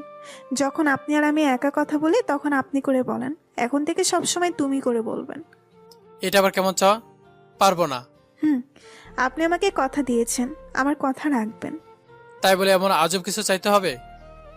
এটাই। আপু নিচ থেকে ডাক দিয়ে বলতেছে, কি হলো, তোরা আসছিস না কেন? আসছি, চলেন। আপু রাখতেছে। আগে বলেন আমার কথা রাখছেন। ঠিক আছে, এখন চলেন। না মানে চলো। গুড, চলেন। তারপর নিচে গিয়ে টেবিলে বসলাম। Good morning. মর্নিং। আজকে অফিস যাবি? হ্যাঁ আপু। ওকে, খেয়ে নে। তারপর সবাই নানা কথা বলতে বলতে খাওয়া শেষ করলাম। খাওয়া শেষ করে আমি রুমে আসলাম। এসে অফিসের জন্য কাগজপত্র রেডি করলাম। অফিস কয়টায় ছুটি হবে?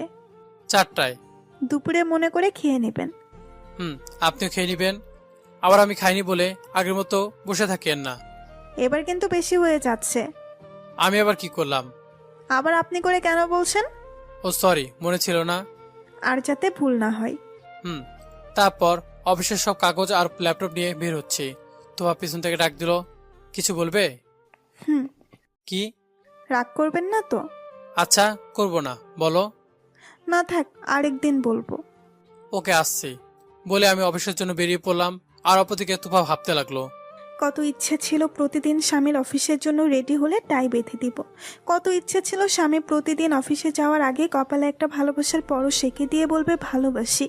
কিন্তু এখন তো তার কোনোটাই হচ্ছে না, হয়তো এটাই ভাগ্যে লেখা ছিল। এই বলে তুফা মন খারাপ করে বসে থাকলো। অপরদিকে আমি অফিসে চলে গেলাম। আমি বিয়ে করেছি অফিসের কয়েকজন স্টাফ ছাড়া আর কেউ জানে না। আসলে আমি কাউকে জানাইনি। মুখ কালো বলে অফিসের বস ইমন, নাবিল রাশেদ শুধু এরাই জানে। ইমন, নাবিল, রাশেদ আমরা একই সাথে কাজ করি। এরা আমার ছোটকালের বন্ধু, আবার কলিগও। অফিসে ঢুকতেই রাশেদের সাথে দেখা। কিরে, কেমন আছিস? এই তো ভালো, তোর কি অবস্থা? ভালো। আমরা কথা বলছিলাম, তখন পিয়ন এসে বলল আমাকে নাকি বস ডাকছে। তাই আমি 7-5 না ভেবে বসের কাছে গেলাম। আমি বসের দরজার সামনে গিয়ে অনুমতি নিয়ে ভিতরে ঢুকলাম। বসেন। আমি বসে পড়লাম। কেমন আছেন? জি ভালো, আপনি কেমন আছেন? ভালো। তা আপনার বিবাহিত জীবন কেমন যাচ্ছে? যাচ্ছে ভালো। আচ্ছা, যে জন্য ডেকেছি তাই বলি।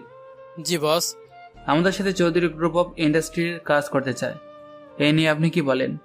বস, এটা তো আপনার একান্ত সিদ্ধান্ত, এখানে আমি কি বলতে পারি? তবুও আমার মনে হয় আপনার থেকে পরামর্শ নেওয়া দরকার। ঠিক আছে, এই বিষয়ে ভেবে আপনাকে কাল জানাবো। ঠিক আছে, আপনি আজ আসতে পারেন। সরি, বুঝিনি। আজকে অফিসে তেমন কাজ নেই, তাই বলছিলাম আপনি আজকে বাসায় যেতে পারেন, আর আপনি চাইলে থেকেও যেতে পারেন। ওকে, আসছি বস। তারপর আমি আমার কেবিনে এসে দেখি দুটো ফাইল আছে, কিন্তু বস তো আমাকে বললো কাজ নেই। তাহলে এসব কেন? যাক, আমার কাজ থাক বা না থাক, ফাইল যখন পাইছি কাজটা করে রাখি। তারপর ফাইলগুলো ঠিক করে নিলাম। এই ফাইল দুটো ঠিক করতে প্রায় 2টা বেজে গেল। আবার পিয়ন এসে দেখে গেল এবারে বস ডাকছে। আমি বসের রুমে গিয়ে চেয়ারে বসলাম। কংগ্রেচুলেশনস। কেন বস? আমি আপনাকে কাজ নেই বলে চলে যেতে বলছিলাম, তার পেছনে একটি কারণ ছিল। কি বস? আসলে আমি চেয়েছিলাম আপনি কাজের প্রতি আগের মতো অনড় আছেন কিনা, আপনাকে পরীক্ষা করার জন্য আগে চলে যেতে বলেছিলাম, কিন্তু আপনি না গিয়ে প্রতিবারের মতো এবারও আপনার টেবিলে কোনো কাজ আছে কিনা দেখলেন আর কাজ শেষ করলেন। আগে আপনার সব কাজ ঠিক মতো পেয়েছিলাম, আর আজকেও আপনাকে প্রমোশন দেওয়ার কথা 1 মাস আগে হয়েছিল, কিন্তু আপনাকে একটু পরীক্ষা করে দেখলাম।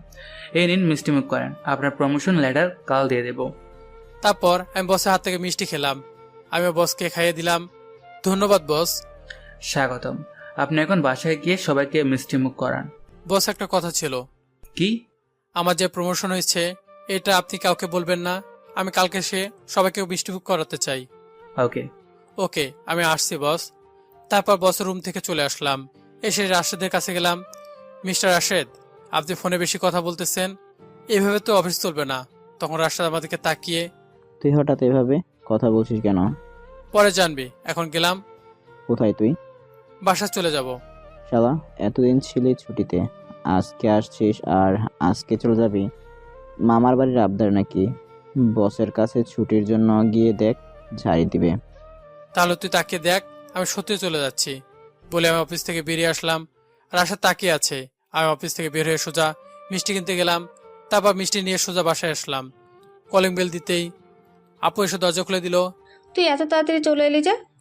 আমার হাতে মিষ্টি এখনো দেখেনি, ভালো লাগতেছে না, তাই চলে আসলাম। তুই ঠিক আছিস তো? বলে আমাদেরকে ভালো করে তাকাতে মিষ্টিগুলো দেখলো। হ্যাঁ, ঠিক আছে। তোর হাতে মিষ্টি কেন? ওয়েট, বলে মিষ্টিগুলো টেবিলে রাখলাম। একটা মিষ্টি হাতে নিয়ে আপুর মুখের সামনে গিয়ে বললাম, হা কর। কিছুই তো বুঝতেছি না। আগে হা কর, তারপর বলছি। তারপর আপুকে মিষ্টি খাইয়ে দিয়ে আর প্রমোশনের কথা বললাম। কংগ্রাচুলেশন। Thank you. নিচে আমাদের কথা শুনে মা আর তোফা চলে আসলো। হা কর। বলে আমাকে মিষ্টি খাইয়ে দিল। কি হয়েছে, এত মিষ্টি মুখ করে রেখেছিস কেন? তোমার ছেলের প্রমোশন হয়েছে, মিষ্টি মুখ তো করবই। তাই নাকি? এই নাও মিষ্টি খাও, বলে মাকে খাইয়ে দিলাম। আপু আমাদেরকে তাকে হাসতেছে। কি হলো, তুই হাসতেছিস কেন?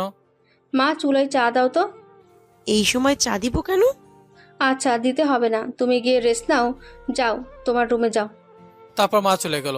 এটা কি হলো আপু? কি হলো? কিছুই না, সবাইকে মিষ্টি মুখ করা। সবাইকে তো করা, আর বলতে পারিনি। তুফাকে করেছিস তো? পারবো না, ওকে খেয়ে নিতে বল। না, আমি কেন খাবো? যার প্রমোশন হয়েছে সেই তো খাইয়ে দিবে, তাই না আপু? হ্যাঁ, তুই খাইয়ে দে। ঠিক আছে, খাইয়ে দিচ্ছি। আমি মিষ্টি নিয়ে তুপার কাছে গিয়ে তার সামনে মিষ্টি ধরে বললাম, জোর করে ভালোবাসা হয় না, আস্ত করে বললাম যাতে আপু না শুনে। তারপর খাইয়ে দিলাম। আমি আর কারোর দিকে না তাকিয়ে রুমে চলে গেলাম। ফ্রেশ হয়ে খাবার খেতে চলে এলাম। আপু খিদে পেয়েছে, খাবার দাও তো। সবাই নিচে বসা ছিল। তোফা বলে উঠলো, আমি দিচ্ছি। তারপর তোফা খাবার দিল। আমিও কোনো শব্দ না করে খেয়ে নিলাম। তারপর রুমে গিয়ে শুয়ে পড়লাম। আমার পিছে পিছে তোফা এলো। কি হয়েছে, আপনার শরীর ঠিক আছে তো? হ্যাঁ, আমি ঠিক আছি, কোনো কিছু হয়নি। তাহলে এই অসময়ে শুয়ে পড়লেন যে? তেমন কিছু না, এমনি এই সময় বাইরে যাওয়া ঠিক হবে না, তাই শুয়ে পড়লাম। চা খাবেন? না, এখন না, পরে খাবো। তুমি খাবার খাইছো তো? আমার প্রতিটা বিষয় তুফা খেয়াল করছে, তাই সে খেয়েছি কিনা তাই জিজ্ঞেস করা উচিত। হ্যাঁ, আমি খেয়েছি। হঠাৎ আপনি আমার খবর নিচ্ছেন যে? কই, তেমন কিছু না, এমনি বললাম। ঠিক আছে, আপনি ঘুমান, কিছু লাগলে আমাকে ডাক দিবেন, আমি এনে দিব চা লাগে। ঠিক আছে। তারপর তুফা আপুর সাথে নিচে গল্প করতে চলে গেল। আমি শুয়ে রইলাম। কিছু সময় মাঝে আমার ঘুম চলে আসলো। আমি ঘুমিয়ে গেলাম। হঠাৎ কে যেন ডাক লাগলো। আমি চোখ খুলে দেখে রাশেদ। কখন আসলি? এইমাত্র আসলাম। আরে কে আসছে? আমি আসছি শুধু, আর কে আসবে? নাস্তা করছিস? আজকে নাস্তা তো তুই করাবি। এটা আবার নতুন কি? আজকের নাস্তা কিন্তু অন্যরকম হতে হবে। যেমন? আচ্ছা ধর, আমার প্রমোশন হয়েছে, এখন আমি সবাইকে খাওয়াবো। বল এখন তুই কি খাবি? শালা, আমার প্রমোশনের কথা তুই জেনে গেছিস? তাহলে দাঁড়া, নাস্তা করাচ্ছি তোকে। পানির সাথে লবণ আর কিছু না, চিনিও খাবো না তোর প্রমোশন হলে। শালা কিপটামি করবি না। আমি কি কিপটামি করলাম? যদি তোর প্রমোশন হয় তাহলে শুধু এগুলো খাবো। আর তোর প্রমোশনের কি খাওয়াবি? আমি তোর থেকে যা খাবো তুই তো তাই খাবি। দূর শালা, তোর প্রমোশন হয়েছে এটা আমি জানি, এখন ট্রিট দে। আমি তো কাউকে বলিনি, তুই কেমনে জানলি? তুই তো বলবি না, আপু বলেছে। যা, নিচে ফ্রিজে মিষ্টি আছে, খেয়ে নে। ওই শালা মিষ্টি খেতে আসছিনি, ট্রিট দিবি? আগে মিষ্টি খেয়ে নে, তারপর ট্রিট দেবো। সত্যি তো? একদম মিথ্যা। ওকে। আমি মিথ্যা কথা বলি না। তাই রাশাদ যখন বলল সত্যি, তখন ঝাড়িয়ে দিলাম। রাশাদ জানে ট্রিট ঠিকই পাবে। রাশাদ নিচে গিয়ে আপুকে মিষ্টি কথা বলতে যাবে, তার আগে আপু মিষ্টি দিয়ে বলল, এখানে একটু বসলে মিষ্টি আরো 2টা বেশি পেতে, এখন 2টা কম দিলাম। দেখেন আপু, এগুলো খাইতে পারবো না, আর দেওয়ার কি দরকার? তাহলে কি আরো দিব? আপু আপনি এখন আগের মতোই আছেন। আসলে আপু সবার সাথে হেসে কথা বলে, বিশেষ করে রাশেদের সাথে একটু বেশি ফ্রি, তাই তাকে নিয়ে নানাভাবে ফাজলামো করে। তাহলে কি এখন বদলাতে হবে? না না, এমন ভালো আছেন। তারপর আপু রাশেদ আর তুফা মিলে গল্প করতে লাগলো। আমি ফ্রেশ হয়ে নিচে চলে এলাম। এখন বিকাল 4টা বাজে, তাই বাজার থেকে একটু ঘুরে আসবো। রাশেদ চল, কোথায় যাবি? একটু ঘুরে আসবো। তুপাকে নিয়ে কখন যাবি? পরে দেখবো। ওকে। তারপর আমি আর রাশেদ চলে গেলাম বাজারে। বাজার থেকে একটু দূরে একটি মাঠ আছে, ওইখানে গেলাম। সবাইকে আসতে জানিয়ে দিলাম। প্রায় 30 মিনিট পর সবাই আসলো। তারপর সবাই মিলে আড্ডা দিতে লাগলাম। রাশেদ আমার প্রমোশনের কথা সবাইকে বলে দিল। এখন তো আমাকে ট্রিট দিতেই হবে। আরো কিছুক্ষণ আড্ডা দিয়ে রেস্টুরেন্টে গিয়ে সবাইকে ট্রিট দিলাম। তারপর সবাই যার যার মতো চলে গেল। আমি বাসায় এসে কলিং বেলে চাপ দিলাম। তুফা এসে দরজা খুলে দিল। তারপর আমি ভিতরে ঢুকে গেলাম। রুমে থেকে ল্যাপটপ নিয়ে নিচে চলে আসলাম। বসের বলা চৌধুরী অফ গ্রুপ ইন্ডাস্ট্রি সম্পর্কে কিছু জানতে হবে তাই। আপনি কি চা খাবেন? খেতে পারি। ওকে, আপনি বসেন, আমি চা নিয়ে আসছি। ওকে। তারপর তুফা চা আনতে গেল। আমি চৌধুরী গ্রুপ অফ ইন্ডাস্ট্রির ব্যাপারে জানার জন্য অন্য একজনকে ফোন দিলাম। সে যা বললো তার শুনে তো আমি অবাক। তাদের নাকি প্রকৃত অর্থে আসার কোনো প্রোডাক্ট থাকে না। বিভিন্ন বড় বড় ব্যবসায়ীদের হাতে বিজনেস করার নামে তাদের 2 নম্বর জিনিস দিয়ে তাদের টাকা হাতিয়ে নেয়। আমার কথা শেষ হতেই তুফা চা নিয়ে এলো। এই নিন আপনার চা। থ্যাঙ্কস। ওয়েলকাম। তারপর কিছু হাতের কাজ ছিল, সেগুলো শেষ করলাম। রাত প্রায় 10টা বাজে, তাই খাবার খেয়ে শুয়ে পড়লাম। পরদিন অফিসে গিয়ে বসকে চৌধুরী অফ গ্রুপ ইন্ডাস্ট্রির কথা বললাম। তারপর বস তাদের সাথে কাজ করতে নিষেধ করে দিলেন। তারপর অফিসের সবাইকে আমার প্রমোশন হওয়ার কথাটা বললাম, মিষ্টিমুখ করালাম। এভাবে চলছিল প্রায় 20 দিন। প্রতিদিন ভোরে তুফার কোরআন তেলাওয়াত শুনে ঘুম ভাঙা, তারপর নাস্তা করে অফিসে যাওয়া, সময় পেলে বন্ধুদের সাথে আড্ডা দেওয়া, রাতে দেরি করে বাসায় ফেরা, আপু আর মায়ের বকা খাওয়া, তুফাকে সবসময় এড়িয়ে চলা। এভাবে চলছিল আমার লাইফ।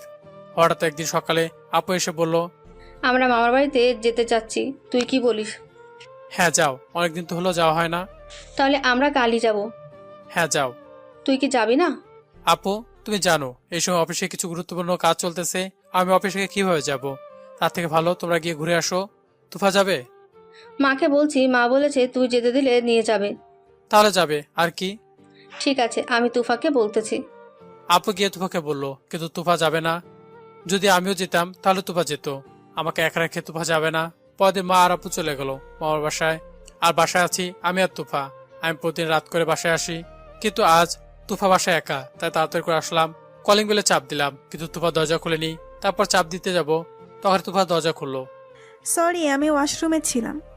এখানে সরি বলার কি হলো? একটু দেরি হতেই পারে, তাই বলে কথায় কথায় সরি বলতে হবে? আপনি তো রেগে যাচ্ছেন। পথ ছাড়বে নাকি বাইরে দাঁড় করে রাখবে? তুফা দরজা আটকে ছিল, তাই এই কথাটি বললাম। সরি সরি, আসেন ভেতরে। আবার সরি? আচ্ছা আর বলবো না। মনে থাকে যেন। মনে থাকবে। তারপর আমি টেবিলে গিয়ে বসলাম। ঘড়িতে তাকিয়ে দেখে 9টা বাজে। আমার প্রচুর খিদে পেয়েছে, তাই তুফাকে বললাম, আমার আজকে অনেক খিদে পেয়েছে, কিছু খেতে দাও। এখনো তো কিছু রান্না করা হয়নি। এখন রান্না হয়নি মানে? আসলে আপনি রাত করে বাসায় আসেন তো, তাই এখনো রান্না করিনি। আচ্ছা ঠিক আছে, আজকে রান্না করতে হবে না, বরং তুমি রেডি হয়ে নাও, আজকে বাইরে খাবো। আপনি 10 মিনিট বসেন, আমি খাবার রেডি করছি। আজকে রান্না করা লাগবে না, চলো রেডি হয়ে এসো। ওকে, আপনি 5 মিনিট বসেন। ওকে।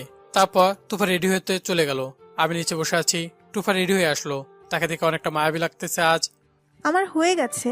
ওকে চলো। তারপর দরজা লক করে তুফাকে নিয়ে বেরিয়ে পড়লাম। 10 মিনিট হাঁটলে এখান থেকে হোটেল পাওয়া যাবে। গাড়ি বের করবো নাকি রিক্সা নিয়ে যাব? 10 মিনিটের রাস্তা, গাড়ি নেওয়ার দরকার নাই, চলুন হেঁটে যাই। তুমি হাঁটতে পারবে না, একটা রিক্সা নেই? না না, রিক্সা লাগবে না, আজকের চাঁদের অনেক ভালো, তাই দুজন পাশাপাশি হাঁটলে ভালো লাগবে, চলেন হাঁটি।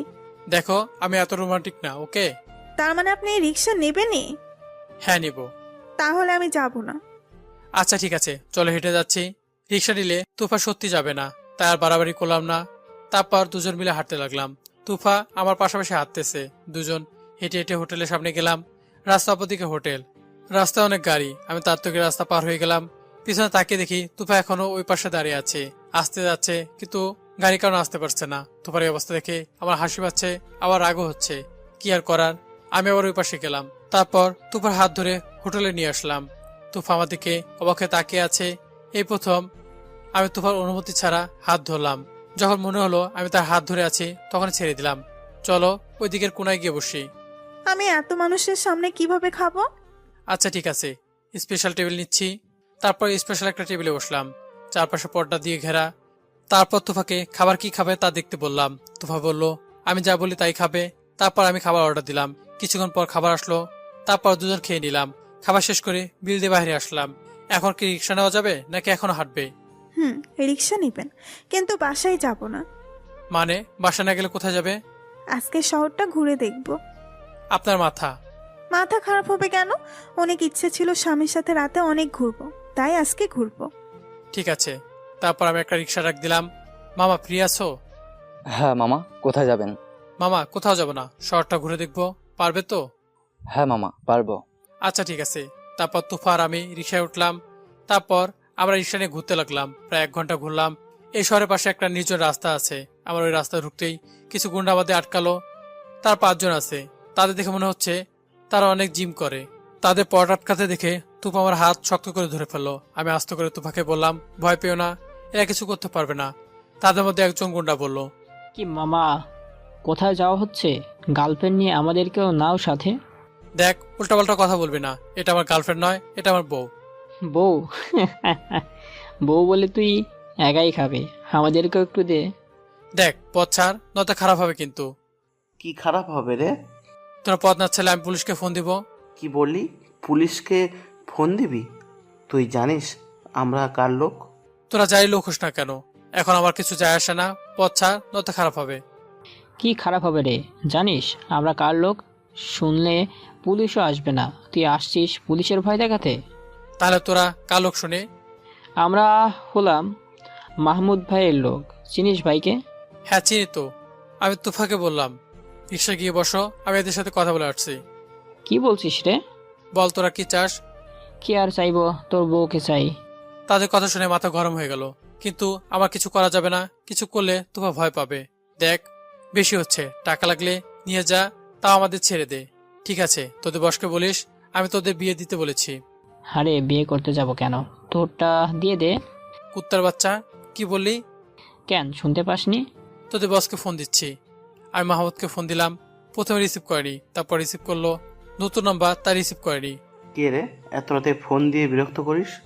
শহরের এই জায়গায় আপনার লোক আমাদের সাথে অন্যায় করতেছে। আমার লোকদের কি ন্যায় অন্যায় তোর থেকে শিখতে হবে? তুই এতটা খারাপ হয়ে গেলি? কে রে তুই? আর কে? যা চেনে নেই তার ফুসকাওয়ালা যখন স্পেশাল অফিসার, তখন গল্পটা পড়তে পারেন, তাহলে বুঝবেন। সরি কে? আর কে? পাসওয়ার্ড? আর কে 9023, একদম ছোট ছোট করে। ভাই আপনি? হ্যাঁ আমি। তোর লোকগুলোকে কি করব? ভাই আমাদের মাফ করে দিন ভাই, আমি বলতেছি ওদের। তাড়াতাড়ি বল, বলে ফোনটা কেটে দিল। কি বললো ভাই? তোদের ফোন দেবে। কিছুই বলবে না। তাহলে আর কিছু বলতে পারলাম না। চারপাশে মাহমুদের গাড়ি এসে আমাকে ঘিরে ধরলো। মাহমুদ তাড়াতাড়ি গাড়ি থেকে নেমে এসে আমাকে জড়িয়ে ধরলো। ভাই কেমন আছেন? আমি কেমন আছি বাদ দে, আগে বল এরা এমন কেন? ভাই মাফ করে দিন, ওরা বুঝেনি। লোকগুলো পিছন থেকে বলছে, ভাই ওকে কেন আপনি ওকে জড়িয়ে ধরছেন? বাঁচতে চাস তো পায়ে ধরে মাপ চা। আস্তে করে বললাম আমি কে তা ভুলে যা, এখনই কাউকে বলবি না। আর এদেরকে মাফ করতাম যদি আমাকে কিছু বলতো। এরা আমার বউকে নিয়ে টানাটানি করেছে, এদের মাপ নাই। ভাই ভাবি কই? তুফা রিক্সা বসা ছিল তাই খেয়াল করিনি রিক্সায় আছে। ঠিক আছে ভাই, আপনি যান, কোনো সমস্যা হলে আমাকে বলবেন। 5টা কাগজ শহরে 5 জায়গায় রেখে আসবি আর লিখে দিবি এই শহরে কোনো অন্যায় হবে না। আমার কথার মানে মাহমুদ ঠিকই বুঝলো। ঠিক আছে ভাই, তাই হবে। আসলাম। ভাই আমি দিয়ে আসি আপনাকে। লাগবে না, আমি রিক্সা করে যাব। ওকে ভাই, দোয়া করবেন। তারপর আমি রিক্সার কাছে যাব, এমন সময় দেখি তুপা ঘেমে গেছে, মনে হয় অনেক বেশি ভয় পাইছে। আমি রিক্সায় বসলাম, রিক্সাওয়ালাকে চালাতে বললাম। রিক্সা তার আপন গতিতে চলতে থাকলো। তুপা এখনো ভয় পেয়ে আছে। তুমি ঠিক আছো তো? হুম। আমি বুঝলাম তুপা শক খেয়েছে। কয়েক মিনিটের মধ্যে কি থেকে কি হয়ে গেল। তারপর আমরা বাসার সামনে গিয়ে রিক্সা থামালাম। মামা, আজকে তুমি কি দেখলে, কি হয়েছে সব ভুলে যাও, কাউকে এ নিয়ে কিছু বলবে না। ঠিক আছে মামা, বলবো না। এই নাও 2000 টাকা দিলাম। মামা 300 টাকা দিলেই হবে।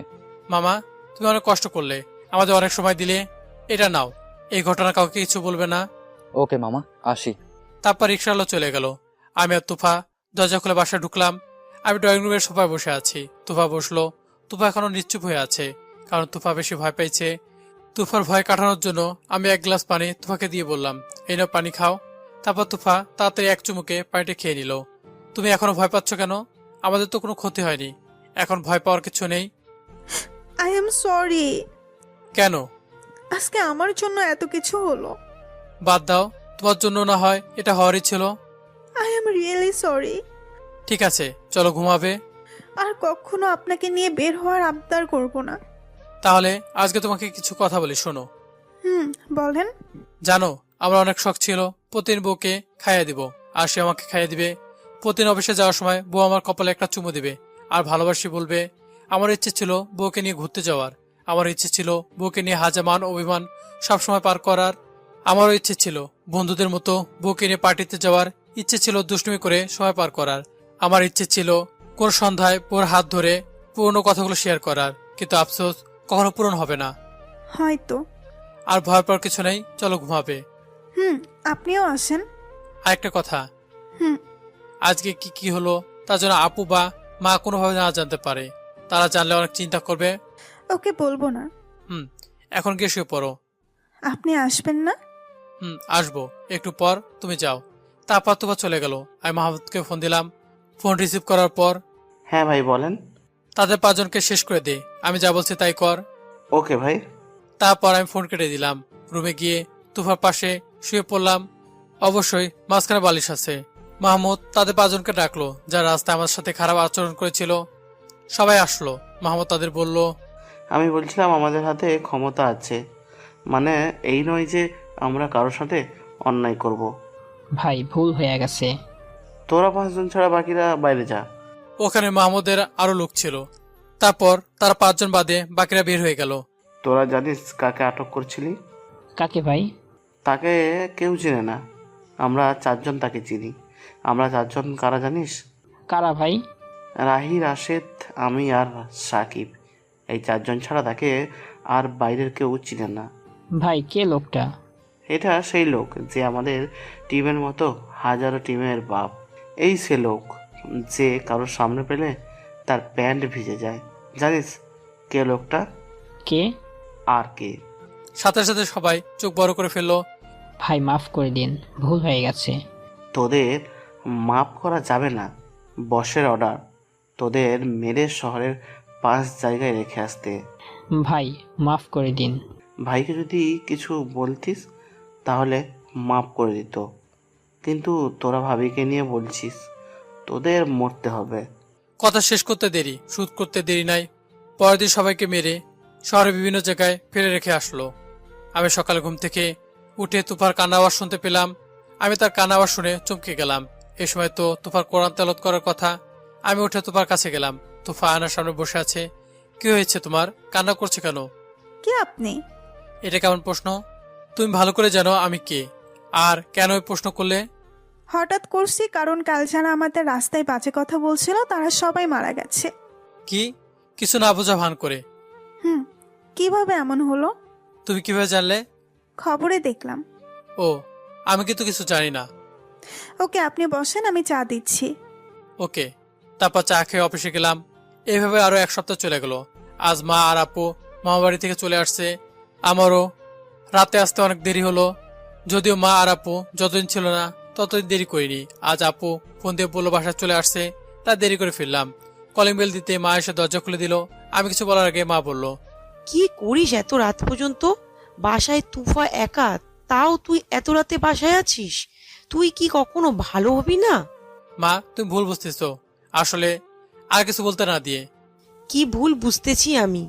আমাদের আওয়াজ শুনে আপু আর তুফা চলে আসলো। আমি দেরি করিনি এতদিন। হ্যাঁ মা, দেরি করে আসে না, আজই আসলো দেরি করে। আপনারা যতদিন ছিলেন না ততদিন তাড়াতাড়ি চলে আসছে। ঠিক আছে তাহলে, আমি তো মনে করেছি প্রতিদিন দেরি করে আসিস। বাদ দাও, আমার অনেক ঘুম পাইছে, ঘুমাবো। ভাত খাবি না? না, বাইরে নাস্তা করেছি, এখন খিদে নেই। তোমরাও ঘুমিয়ে পড়ো। Good night. তারপর আমি রুমে চলে আসলাম। তুফাও আসলো। আপনার কি হলো, কিছু খেলেন না যে? খিদে নেই তো, তাই খাইনি। ওকে, ঘুমান। তোমরা খাইছো? না, আপনি এলে সবাই খাবে বলছে। ঠিক আছে, রাত অনেক হয়েছে, তোমরা সবাই খেয়ে নাও। আপনি না খেলে আমি কেমনে খাবো? দেখো, এত আলগা পিড়ি দেখাইতে আইসো না, যাও খেয়ে আসো। হঠাৎ আপনার কি হলো? কিছু না, যাও তো। তারপর তুফা চলে গেল। আমি শুয়ে পড়লাম। রাতে কি হয়েছে তা মনে নেই। সকাল ঘুম ভাঙতেই বুকের উপর ভারী কিছু অনুভব করলাম। তাকে দেখি তুফা আমার বুকের উপরে। প্রচন্ড রাগ হলো। আমার ঘুম ভাঙিয়ে দিলাম এক চর। আমার চর খেয়ে তোমার ঘুম ভেঙে গেল। কি হয়েছে? তোর সমস্যা কি? তুই কতবার বলেছি কখনো স্বামীর অধিকার পাবি না, তাও কেন আমাকে জোর করিস? সরি, আসলে রাতে। আর একটা কথা বলবি না, যা আমার চোখের সামনে থেকে যা। তারপর তুফা কাঁদতে কাঁদতে চলে গেল। আমি রেডি হয়ে বাইরে চলে এলাম। যদিও আজ অফিস খোলা, তাও আমি অফিসে যাব না, কারণ কাল রাতে বাসা আসার আগে নাবিলের সাথে ঝগড়া হয়েছে। অনেক বেশি রেগেছিলাম। বন্ধু বলে কিছু করিনি, অন্য কি হলে লাশ ফেলে দিতাম। অফিস থেকে ছুটি দেওয়ার পর বাজে আড্ডা দিচ্ছিলাম তামিম, রাশেদ, নাবিল আর আমি। ওখানে কথার মাঝে আমার বউর কথা আসলো, কি কেমন সুন্দর, কার কেমন গুণ ইত্যাদি।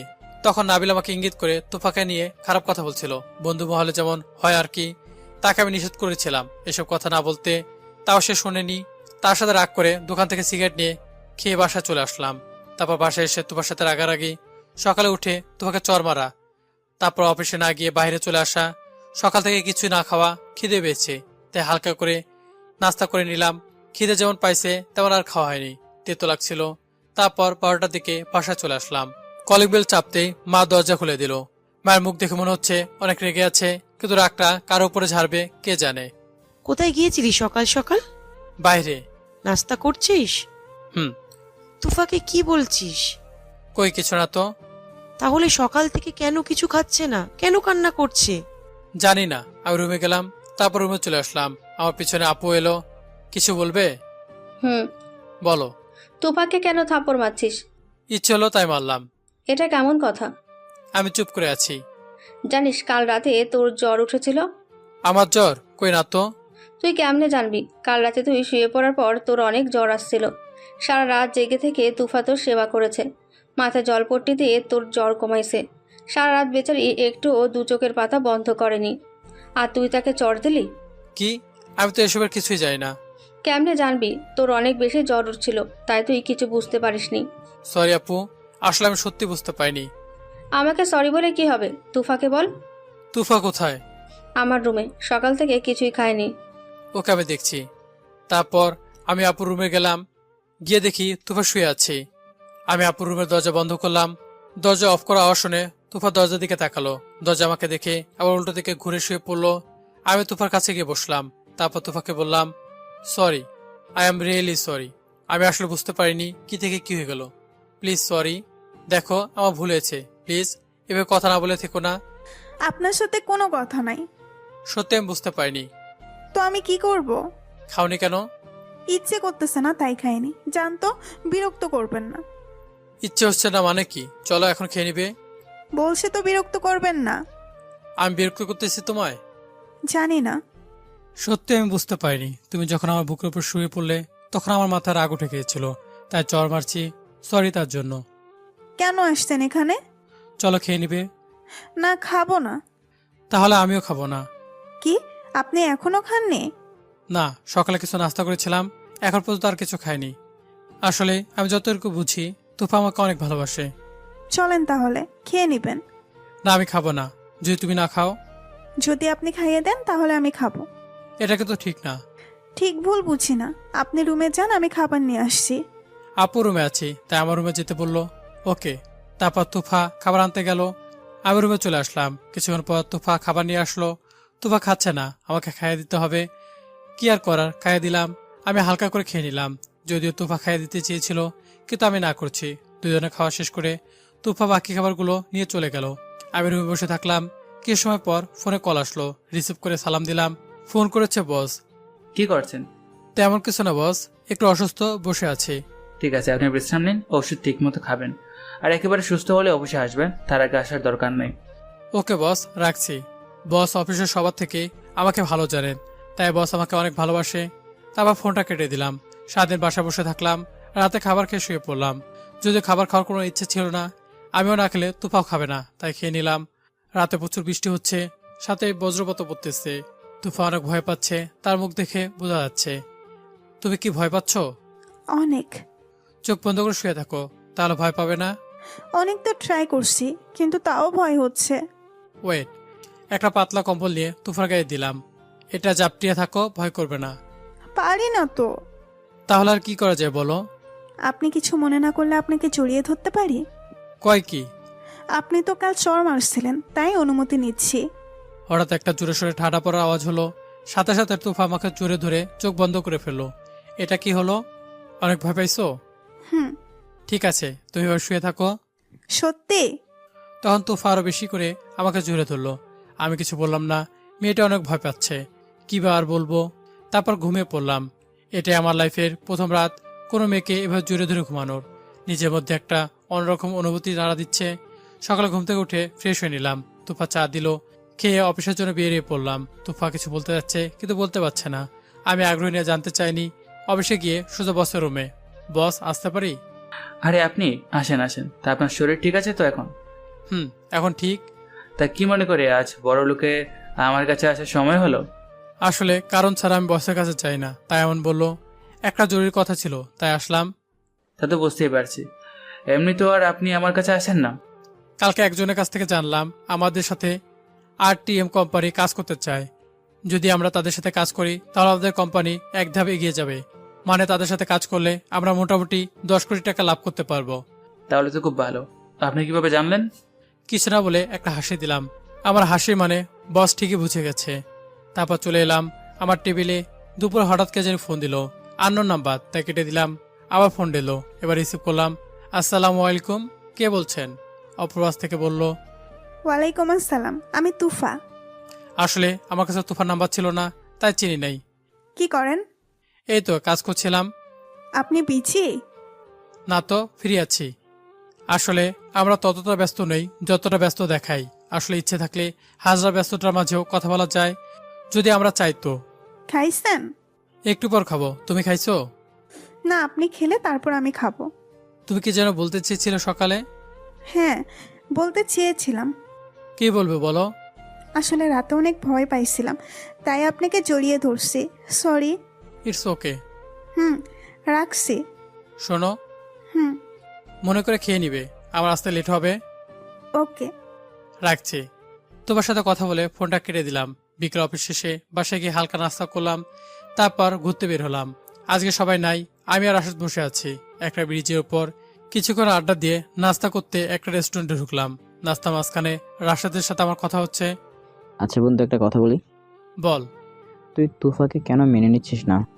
কিভাবে মেনে নিব বল? কেন মেনে নিতে পারবি না? হয়তো তুফার চেহারা একটু কালো, তাই বলে কি চামড়াতে কি বা যায় আসে? আসল ভালোবাসা হৃদয় দিয়ে হয়, চামড়া দিয়ে নয়। আচ্ছা, তুফা কি তোকে ভালোবাসে? অনেক ভালোবাসে। তাহলে তুই তাকে মেনে নে ভাই, কি দরকার এর লাইফটা নষ্ট করে? আমিও তাই ভাবছি। আসলে তার লাইফটা নষ্ট করার আমার কোনো অধিকার নেই। হয়তো আমি তাকে মেনে নিতে পারবো না, কিন্তু তাকে অনেক কষ্ট দিচ্ছি। এটা হয়তো আমার ঠিক হচ্ছে না। ঠিক বলছিস, তাহলে তুই মেনে নে তুফাকে। ওকে বোঝার ট্রাই কর, ওর ভালোবাসার দিকগুলোকে তুই তুলে ধর, তাহলে তুই ওকে ভালোবেসে ফেলবি। আসলে আমি তোমাকে কখনো স্বামীর অধিকার দিইনি, আর অনেক অবহেলা করেছি, কিন্তু আর করা যাবে না। জানিস, পরশু সারা রাত আমার জ্বর ছিল, তোমার সারা রাত জেগে আমার সেবা করেছে। আসলে মেয়েটা মনুষ্যত্ব বোধ অনেক বেশি, আর আমি চিন্তা করছি তোমাকে মেনে নিব। আচ্ছা, তোমাকে একটা ফোন দেই, একটা সারপ্রাইজ দিব, কি বলিস? তারপর ফোন বের করে তোফাকে ফোন দিলাম। রিসিভ করার পর, আসসালামু আলাইকুম। ওয়ালাইকুম আসসালাম। কোথায় আপনি? এই তো বাজারে আছি। শোনো, আজকে তোমার জন্য একটা সারপ্রাইজ আছে। সত্যি কি সারপ্রাইজ? বলে দিলে কি ওটা সারপ্রাইজ হলো? তা অবশ্য ঠিক। শোনো, তোমার কিছু কাজ আছে। হ্যাঁ বলুন। লুডুস রান্না করতে হবে? আমার প্রিয় খাবার এটা, তাই বললো করতে পারো, তবে আমার কাজ অন্য কিছু। কি তাহলে? আমার আসতে অনেক লেট হবে, তাই সবাইকে ঘুমাতে বলবে। মানে আপু আর মাকে খাইয়ে দিয়ে ঘুমাতে বলবে, সাথে তুমিও খেয়ে নিবে। আমি এখান থেকে খেয়ে আসবো। আমি না আসা পর্যন্ত তার না খেয়ে বসে থাকে, তাই বললাম। ওকে। আর তুমি একটা নীল শাড়ি পরবে, কপালে একটা টিপ দিবে। যদি ইসলাম ধর্মে টিপ দেওয়া নিষেধ, শুধু গল্পের জন্য বললাম। ওকে। হালকা করে লিপস্টিক দিবে। আর শোনো, ম্যাচিং করে বাকি সবকিছু পরবে। মেয়েদের কত কিছু লাগে, তাই বললাম না, কেউ আর মাইন্ড করবেন না। ওকে, কিন্তু হঠাৎ এসব কেন? আমাকে ভালোবাসো তো? হ্যাঁ অবশ্যই। কোনো সন্দেহ আছে? তা না, সন্দেহ থাকবে কেন? ঠিক আছে, সবকিছু ঠিক করে নিবে। আর আমি আসলে দরজা খুলে দিবে, কলিং বেল দিব না, ফোন দিব। ওকে। ওকে, রাখছি। তারপর ফোনটা কেটে দিলাম। রাশের দিকে তাকিয়ে দেখি সে আমার দিকে তাকিয়ে হাসতেছে। কি হলো, হাসিস কেন? এমনি হাসি, তুই এতটা রোমান্টিক হলি কবে? কখনো মনে হয় না আমি আনরোমান্টিক ছিলাম।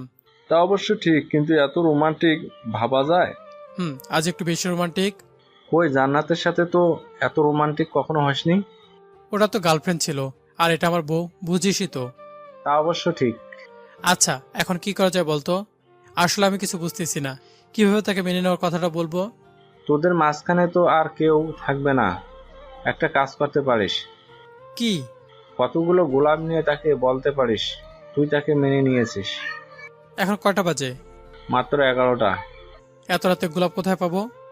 একটা কাজ করি, আমার কাছে একজনের নাম্বার আছে, তার দোকান আছে, হয়তো তার কাছেই পাবি। যদি তার দোকান বন্ধ থাকে? আগে ফোন দিয়ে দেখি। ওকে, দেখ পাওয়া যায় কিনা। তারপর রাশেদ ফোন দিল, জানতে পারলো দোকান মাত্র বন্ধ করেছে। আবার খুলতে বল, আমরা যাই। লোকটাকে বলে দিল, তখন দোকান আবার খুললো। আমরা চারপাশে দেখতেছি কোন রিক্সা পাই কিনা। একটা পেলাম অনেক খুঁজে। লোকটাকে দেখে আমি অবাক, এটা তো সেই লোক যা রিক্সায় তোফাকে নিয়ে বের হয়েছিলাম। মামা চলো সামনে। মামা আপনি? চলো। মামা আজকেও কি ঘুরবেন? না, একটা দোকানে যাব। ওকে মামা। কিছু সময় পর রিক্সা থামলো সেই দোকানটার কাছে। আমি নামলাম। রিক্সাওয়ালাকে দাঁড়াতে বলে আমরা ভিতরে চলে গেলাম। কয়েকটা গোলাপ নিব। 4-5টা নেই।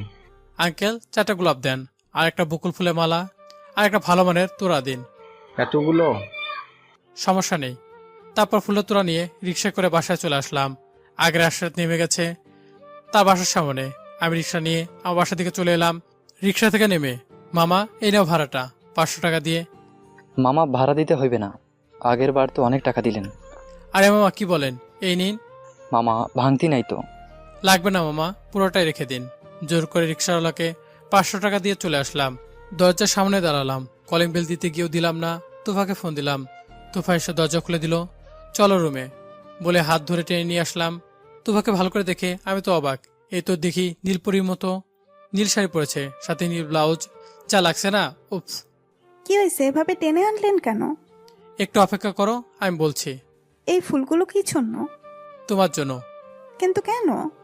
প্রথমত ক্ষমা করে দিবে এতটা অবহেলা করার জন্য। আসলে আমি তোমার ভিতরটা কখনো বুঝতে চাইনি। আসলে আমি ইদানিং ফিল করেছি মানুষের চামড়াতে কিছু যায় আসে না, আসল ভালোবাসা হৃদয় দিয়ে হয়। আমার পশুর পর থেকে নিজেকে বারবার অপরাধী মনে হচ্ছে। যে মেয়েটা সারা রাত জেগে আমার সেবা করে, সেই মেয়েটা আমার বুকের উপর শুইতেই পারে, তাই বলে তাকে মারা ঠিক হয়নি। I am really sorry Tofa. আমি চাই তোমাকে বড় মর্যাদা দিতে। তুমি কি আমাকে একটা সুযোগ দিবে? এই বলে ফুলের তোড়াটা বাড়িয়ে দিলাম। সত্যি ভালোবাসবেন তো? অনেক, যদি তুমি সুযোগ দাও। জানেন, ভালোবাসার মানুষকে কখনো কষ্ট দিতে নেই, তাই আমি আপনাকে ফিরিয়ে দিতে পারবো না। আমি তো আপনাকে অনেক ভালোবাসি, তাই আপনাকে সুযোগ না দিয়ে কোনো উপায় নেই। কিন্তু আমার কিছু শর্ত আছে। কি শর্ত? আমাকে অনেক ভালোবাসতে হবে, আমার সব আবদার পূরণ করতে হবে। ওকে, রাজি। তাহলে ফুলগুলো নাও। শিওর। বলে তোফা ফুলগুলো নিল, আর সাথে সাথে আমাকে জড়িয়ে ধরলো। এটা কি হলো? কি হলো? কোনটা? এখনো জড়িয়ে ধরে আছে। এভাবে জড়িয়ে ধরলে তো দম বন্ধ হয়ে যাবে। আচ্ছা শোনেন না। বলো। লজ্জা করছে। ও বুঝছি, জোরে ধরে আছো তা লজ্জা করছে। ওফস, কিছুই বোঝে না। তাহলে বুঝিয়ে বলো। আমার লজ্জা করছে। তাহলে আর কি করার, ঘুমিয়ে পড়ো। কি যে করি, কি করবে? দেখাচ্ছি কি করব। এই বলে তুফা আমাকে বিছানা ফেলে দিল। তারপর আর কি, বাকিটা ইতিহাস। সকালবেলা ঘুম থেকে উঠে দেখি তুফা আয়নার সামনে চুলগুলো খোলা রেখে বসে আছে। ভেজে ভেজে চুলে হালকা হালকা পানি চুল থেকে ঝরে পড়ছে তুফার গায়ে। আমি আস্তে করে উঠে তুফাকে পিছন থেকে জড়িয়ে ধরলাম। আমার পিছন থেকে জড়িয়ে ধরা তুফা হালকা কেঁপে উঠল। তুফা আয়নার দিকে তাকিয়ে বলল, কি হলো মিস্টার, আজ হঠাৎ এত রোমান্টিক? বউয়ের সামনে একটু রোমান্টিক না হলে হয় কি? হয়েছে হয়েছে, আর রোমান্টিকতা দেখাতে হবে না, ফ্রেশ হয়ে নিন। ওকে মহারানী। তারপর গোসল করে নিলাম। বাইরে এসে দেখি তুফা চা নিয়ে দাঁড়িয়ে আছে। আমি চা খেয়ে অবসরের জন্য রেডি হচ্ছিলাম। তুফা এসে টাই পরিয়ে দিল, চুল ঠিক করে দিল। ঠিক আছে, এখন অফিসে যাই। যাই না, বলেন আসি। ওকে, এখন আসি তাহলে। আমার কিন্তু আবদার সব পূরণ হচ্ছে না। আমি বুঝলাম তুফা আসলে কি বলতে যাচ্ছে। ওকে, আবদার পূরণ করতেছি বলে সামনে যেতেই তুফা পিছনে হাঁটতে লাগলো। এভাবে যেতে যেতে একসময় তুফা দেওয়ালে লেগে গেল। আমি তুফার মুখের বাম পাশে হাত দিতেই তুফা চোখ বন্ধ করে ফেললো। আমি দেরি না করে তুফার কপালে একটা ভালোবাসা পরশ এঁকে দিলাম আর কানের কাছে ফিসফিস করে বললাম, ভালোবাসি। তুফা তখনও চোখ খুলেনি। কি হলো, চোখটা তো খুলো। তারপর তুফা চোখ খুলে আমাকে জড়িয়ে ধরলো, আস্তে করে বলল, আমিও খুব ভালোবাসি আপনাকে।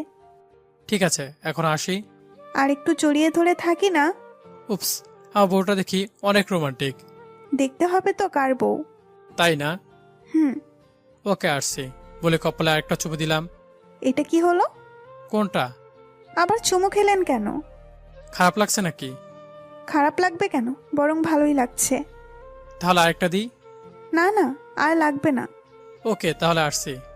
হুম, দুপুরে ফোন দিব। ওকে। তারপর চলে এলাম অফিসে। কাজ করতে করতে দুপুর হয়ে গেল। তুফা ফোন দিল, আমি ফোন রিসিভ করলাম।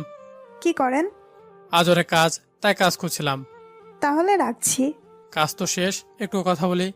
খাইছেন? আর 10 মিনিট পর খাবো। খাওয়া শেষে ফোন দিবেন।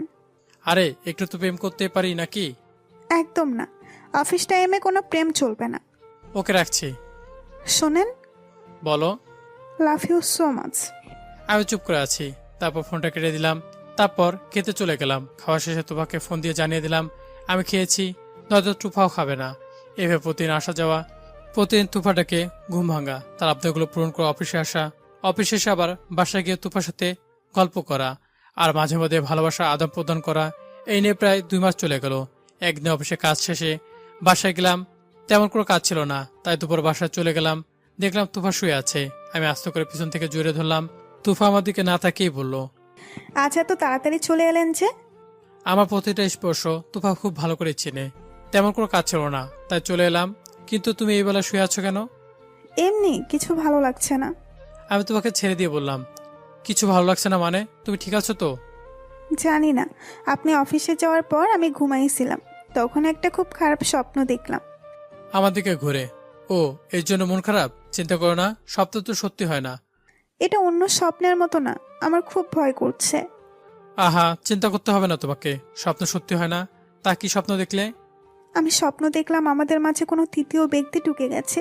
সে একটা মেয়ে, আর সে আপনাকে আমার কাছ থেকে কেড়ে নিতে চায়। আমার মনে হয় এই সময় এমন স্বপ্ন দেখা অশুভ। আপনি কি আমাকে ছেড়ে চলে যাবেন কখনো? কি যাতা বলছো? তোমাকে ছেড়ে যাব কেন? কখনো না। এতটুকু বিশ্বাস আমাকে করতে পারো? তাও আমার খুব ভয় হচ্ছে। খাইছো? কথা ঘোরানোর জন্য বললাম। তোফার চেহারা দেখে মনে হচ্ছে সত্যি ভয় পেয়েছে। না, আপনি ফোন দিলে খেতাম, আর এখন তো চলে আসছেন, একসাথে না হয় খাবো। ঠিক আছে, একসাথে খাবো। আপু আর মা খেয়েছে? একটু আগে খেয়েছে, আমাকে অনেক জোর করছিল ওনাদের সাথে খেতে, কিন্তু আমি খাইনি।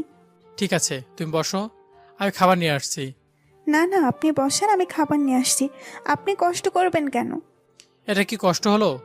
বসো চুপচাপ, আমি আসছি। আমি নিচে চলে গেলাম। দেখি আপু বসে টিভি দেখছে। আপু, একটু রান্নাঘরে আয় তো। তুই বস, আমি খাবার দিচ্ছি। আপু মনে করছে টেবিলে খাবো। না না, তো প্লেটে করে দাও। তুফাও খায়নি, আর তুফার শরীরটা ভালো নেই, তাই গিয়ে ওর সাথে খাবো। ওকে, 5 মিনিট দ্বারা বেড়ে দিচ্ছি। তারপর আপু ভাত আর তরকারি দিল। আমি নিয়ে রুমে চলে এলাম। আপনি কষ্ট করতে গেলেন কেন? কই কষ্ট? আরে এসব কষ্ট না, ভালোবাসা, বুঝছো? অনেক ভালোবাসেন না আমাকে? অনেক। আচ্ছা হা করো, আমি খাইয়ে দিচ্ছি। হুম। তারপর আমি তুফাকে খাইয়ে দিলাম, তুফা আমাকে খাইয়ে দিল। আমাদের মাসে প্রায় এমন খাওয়া দাওয়া হয়। খাওয়া শেষে তুফা বলল, আপনার জন্য একটা সারপ্রাইজ আছে। তাই নাকি? তা কি সারপ্রাইজ? বলা যাবে না, রাতে বলবো। ওকে, তোমার ইচ্ছে। আচ্ছা, আপনার কি কিছুই মনে নেই? কি মনে থাকবে? ওকে, রাতে বলবো। ওকে। তারপর কিছুক্ষণ শুয়ে থাকলাম, বিকেলে বের হলাম। আজকে রাশেদ নাই, ইমরানের সাথে বসে আড্ডা দিচ্ছিলাম। আড্ডা দিতে দিতে প্রায় রাত 9টা বেজে গেল। ফোন বের করে দেখি 5টা ফোন দিয়েছে তুফা, 2টা দিয়েছে আপু। আমি আর 7-5 না ভেবে বাসা চলে গেলাম। দেখলাম আপু কি যেন করছে। আপু কি করছো? ফোন সাইলেন্ট ছিল, তাই বুঝতে পারি নাই। ঠিক আছে, রুমে যা। ওকে, গেলাম। রুমে এসে দেখি তুফা নীল শাড়ি পরেছে। কি হলো, আজ এত সুন্দর করে সাজছো কেন? বলছি না একটা সারপ্রাইজ আছে?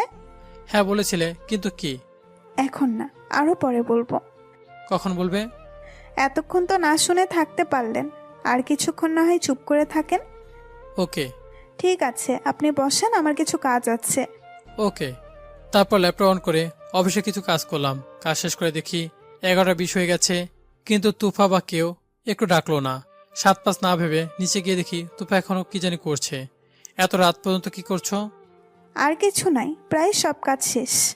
তো আমার সারপ্রাইজটা কি বলো? এখন না, আরো পরে। আমি চুপ করে আছি। রেডি হবো মানে? এত রাতে কোথায় যাবে? কোথাও যাব না, আপনি রুমে যান, আমি বলছি। ওকে। তারপর আমি রুমে চলে আসলাম। তখনই তুফা ফোন দিয়েছে।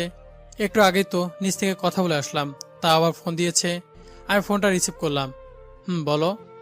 আলমারিতে একটা নীল শার্ট আছে, পরে নিন। মনে করেন কোথাও যাচ্ছেন। এত রাতে এসব কেন? যা বলছি করেন। ওকে। তারপর কাপড় পরে নিলাম। রাত 11টা 50 প্রায়।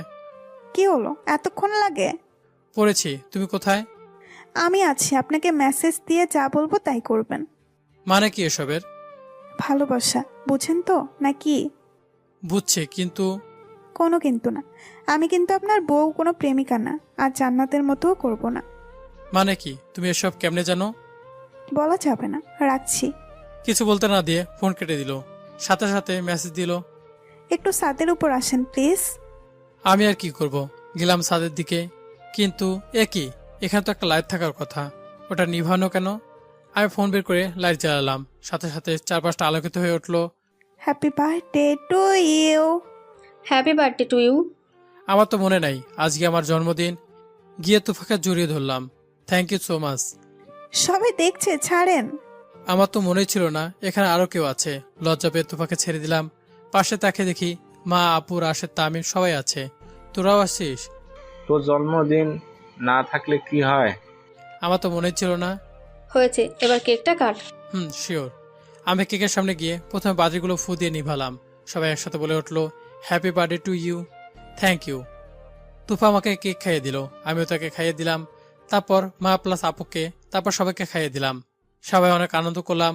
সব আয়োজন যখন শেষ, আমি তোমাকে বললাম, আমার জন্মদিন অথচ আমার মনে নেই, তোমাদের কেমন মনে থাকলো? ভালোবাসার মানুষের জন্মদিন কি ভোলা যায়? তা ঠিক। এত আয়োজন কিভাবে কখন করলে? দুপুর থেকে এখানে। তোদের অনেক ধন্যবাদ। ধন্যবাদ না দিলেও চলবে, কাল ট্রিটটা দিয়ে দিস। শালা, সবসময় ট্রিট লাগে? হ্যাঁ, লাগবেই তো ট্রিট। কালকে সকালে সবাইকে আমি রান্না করে খাওয়াবো। আমি মনে মনে বললাম, এটা কি আমার বউ নাকি তাদের উকিল? ওকে ভাবি, আপনি যা বলবেন। আচ্ছা, নিচে যাই। তুফা তুই গল্প কর। কানের কাছে গিয়ে বললাম, তাড়াতাড়ি ভাগ, একটু রোমান্স করতে দে। এটা তাহলে সবাইকে বলি। শালা ফুট বলে দৌড়ানি দিলাম হালকা করে। তারপর সবাই নিচে চলে গেল। ছাদে এখন তুফা আর আমি। কেমন দিলাম সারপ্রাইজটা? অসাধারণ, থ্যাংক ইউ। ওয়েলকাম। দেখো না, আজ কত সুন্দর চাঁদ উঠেছে। যদিও উঠেনি বড় করে, রোমান্স করার জন্য বললাম। অনেক সুন্দর বলে তুফা সেদিকে তাকালো। তখন আমি পেছন থেকে জড়িয়ে ধরলাম। জানেন, আমার না অনেক ভয় করছে। এখনো কি তুমি সকালে সেই বিষয়টা নিয়ে চিন্তা করতেছো? এসব বাদ দাও, তেমন কিছু না। আপনার জন্য আরো একটা সারপ্রাইজ আছে। সত্যি? কি সারপ্রাইজ? সেটা কাল বলবো। না না, এখন বলতে হবে। আচ্ছা বলছি, কিন্তু আমার লজ্জা করে। কি এমন সারপ্রাইজ যেটা আমাকে বলতে লজ্জা করতেছে? চোখ বন্ধ করেন, তাহলে বলবো। ওকে, বন্ধ করলাম। এবার বলো, কানের কাছে এসে ফিসফিস করে বলল, আমার শাশুড়ি দাদি হতে চাচ্ছে। বলে আমাকে শক্ত করে জড়িয়ে ধরলো। সত্যি? সত্যি, বিশ্বাস না হলে এই দেখুন। বলে তুফা আমার হাতটা পেটের উপর রাখলো। আমি তুফার পেটে হাত দিয়ে যা বুঝলাম, সত্যি আমি বাবা হতে চলেছি। তুফা, আমি আজ কত খুশি তোমাকে বলে বোঝাতে পারবো না। আমি জানি না বাবা হওয়ার আনন্দটা কেমন, শুধু এতটুকু জানি আমি আজ সবচেয়ে বেশি খুশি। I love you so much Tufa. তোমাকে অনেক বেশি ধন্যবাদ আমাকে আজকে দিনে 2টা সারপ্রাইজ একসাথে দেওয়ার জন্য। কিন্তু আমার তো ধন্যবাদ চাই না, আপনার ফ্রেন্ডরা তো ট্রিট চাইলো, আমার অন্য কিছু চাই। বলো কি চাও আজকে? এই দিনে যা চাইবে তাই পাবে। বলো কি লাগবে? রিং, হার, আংটি? আরে না, আমার এমন কিছু লাগবে না। বলো কি লাগবে? আমার বলতে লজ্জা করছে। আমার সামনে লজ্জা? এটা কি ভাঙাতে হবে? দাঁড়া ভাঙাইতেছি। বেশি কিছু করিনি, মাত্র একটা লিপ কিস দিলাম। এটা কি হলো? লজ্জা ভাঙালাম। এভাবে হবে না, আরো বেশি কিছু ভাঙাতে হবে। এটাই তো তোমরা চাও। হুম। ওকে চলো রুমে যাই, ইচ্ছে মতো আদর করব। আমি তো হেঁটে যাব না, কোলে তুলে নেন। তা কি আর বলতে হয়? বলে তুফাকে কোলে তুলে নিলাম, যদিও হালকা ভারী, কোনো ব্যাপার না। তুফাকে কোলে তুলে নিয়ে রুমে গেলাম, তারপর বেডে শুয়ে দিলাম, কপালে একটা চুমু দিলাম। বাকিটা আপনারা বিয়ে করে নেন, তাহলে বুঝতে পারবেন। সকালে ঘুম থেকে উঠে দেখি তুফা কোরআন পড়তেছে। আমি মনোযোগ দিয়ে শুনলাম। চা এনে দিল, খেয়ে অফিসে গেলাম। অফিসের কাজ শেষে বাসায় আসলাম। ড্রয়িং রুমে আপু বসে কথা বলতেছে। আপুকে বিরক্ত না করে রুমে গেলাম। তুফা বসে আছে। কি করতেছো? ভাবছিলাম। এত কি ভাবছো? আমাদের সন্তানের নাম কি রাখবো? হ্যাঁ তাই তো, কি রাখা যায়? আপনি বলেন। ওকে, আগে জানতে হবে মেয়ে হবে নাকি ছেলে। মেয়ে হবে। তুমি কেমনে জানো? পরশু আপনি বলেছেন না আপুকে নিয়ে হসপিটালে যেতে, তখন দেখলাম। ও, তাহলে দেখে আসলে? হুম। ওকে, তাহলে কি রাখবো আমাদের মেয়ের নাম? যাই রাখুন, শেষে কিন্তু মেঘলা থাকতেই হবে। ওকে, তাহলে তুফা হাসান মেঘলা রাখি। নামটাও সুন্দর রাখা চাই। ওকে, এটাই রাখবো। ওকে, চা খাবেন? না, চা খাবো না, মিষ্টি খাবো। ফ্রিজে তো মিষ্টি নেই। ফ্রিজে নাই তো কি হয়েছে, আমার সামনে তো আছে। সামনে মানে কই? কেন, তোমার কাছে তো মিষ্টি। কই, আমার কাছে তো নাই। ওকে, আমি দেখাচ্ছি। চোখটা বন্ধ করো। ওকে। চোখ বন্ধ করতে দেরি, তোমার ঠোঁটে চুমু দিতে দেরি নাই। এটা কি হলো? মিষ্টি খেলাম। আপনি কিন্তু অনেক দুষ্টু হয়ে যাচ্ছেন। বাসায় এত ভালো বউ থাকলে কি আর চুপ করে থাকা যায়? ঢং যত। ঠিক আছে, একটু বের হব। মাত্র আসলেন, কোথায় যাবেন?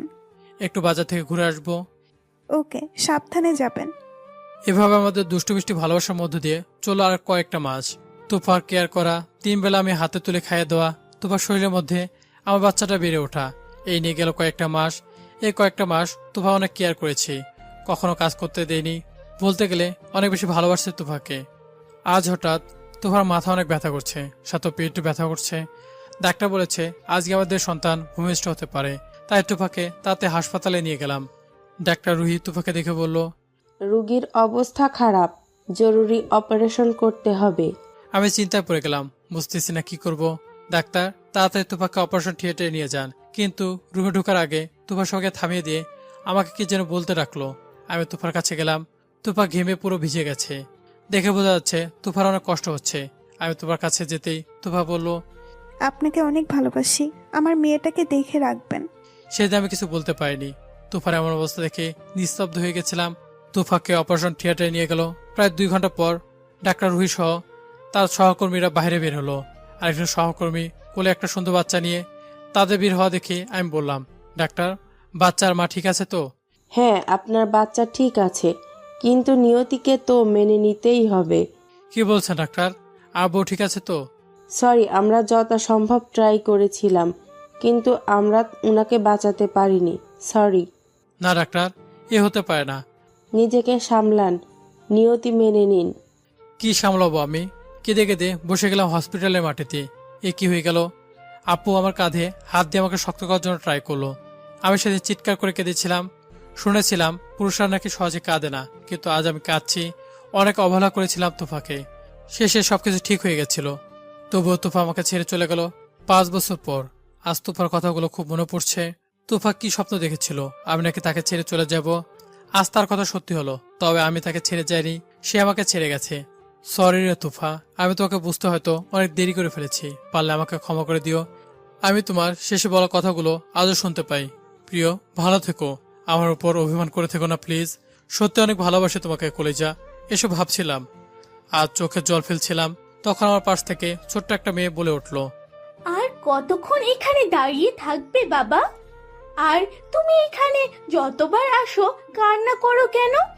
হ্যাঁ, এটা আমাদের মেয়ে মেঘলা। তাকে স্কুল থেকে নিতে আসছিলাম, তাকে নিয়ে তুফার কবরের কাছে এলাম। প্রায় সময় পেলে এখানে আসি, আজও আসলাম। আচ্ছা মামনি, তুমি না বলো তোমার আম্মুকে দেখবে?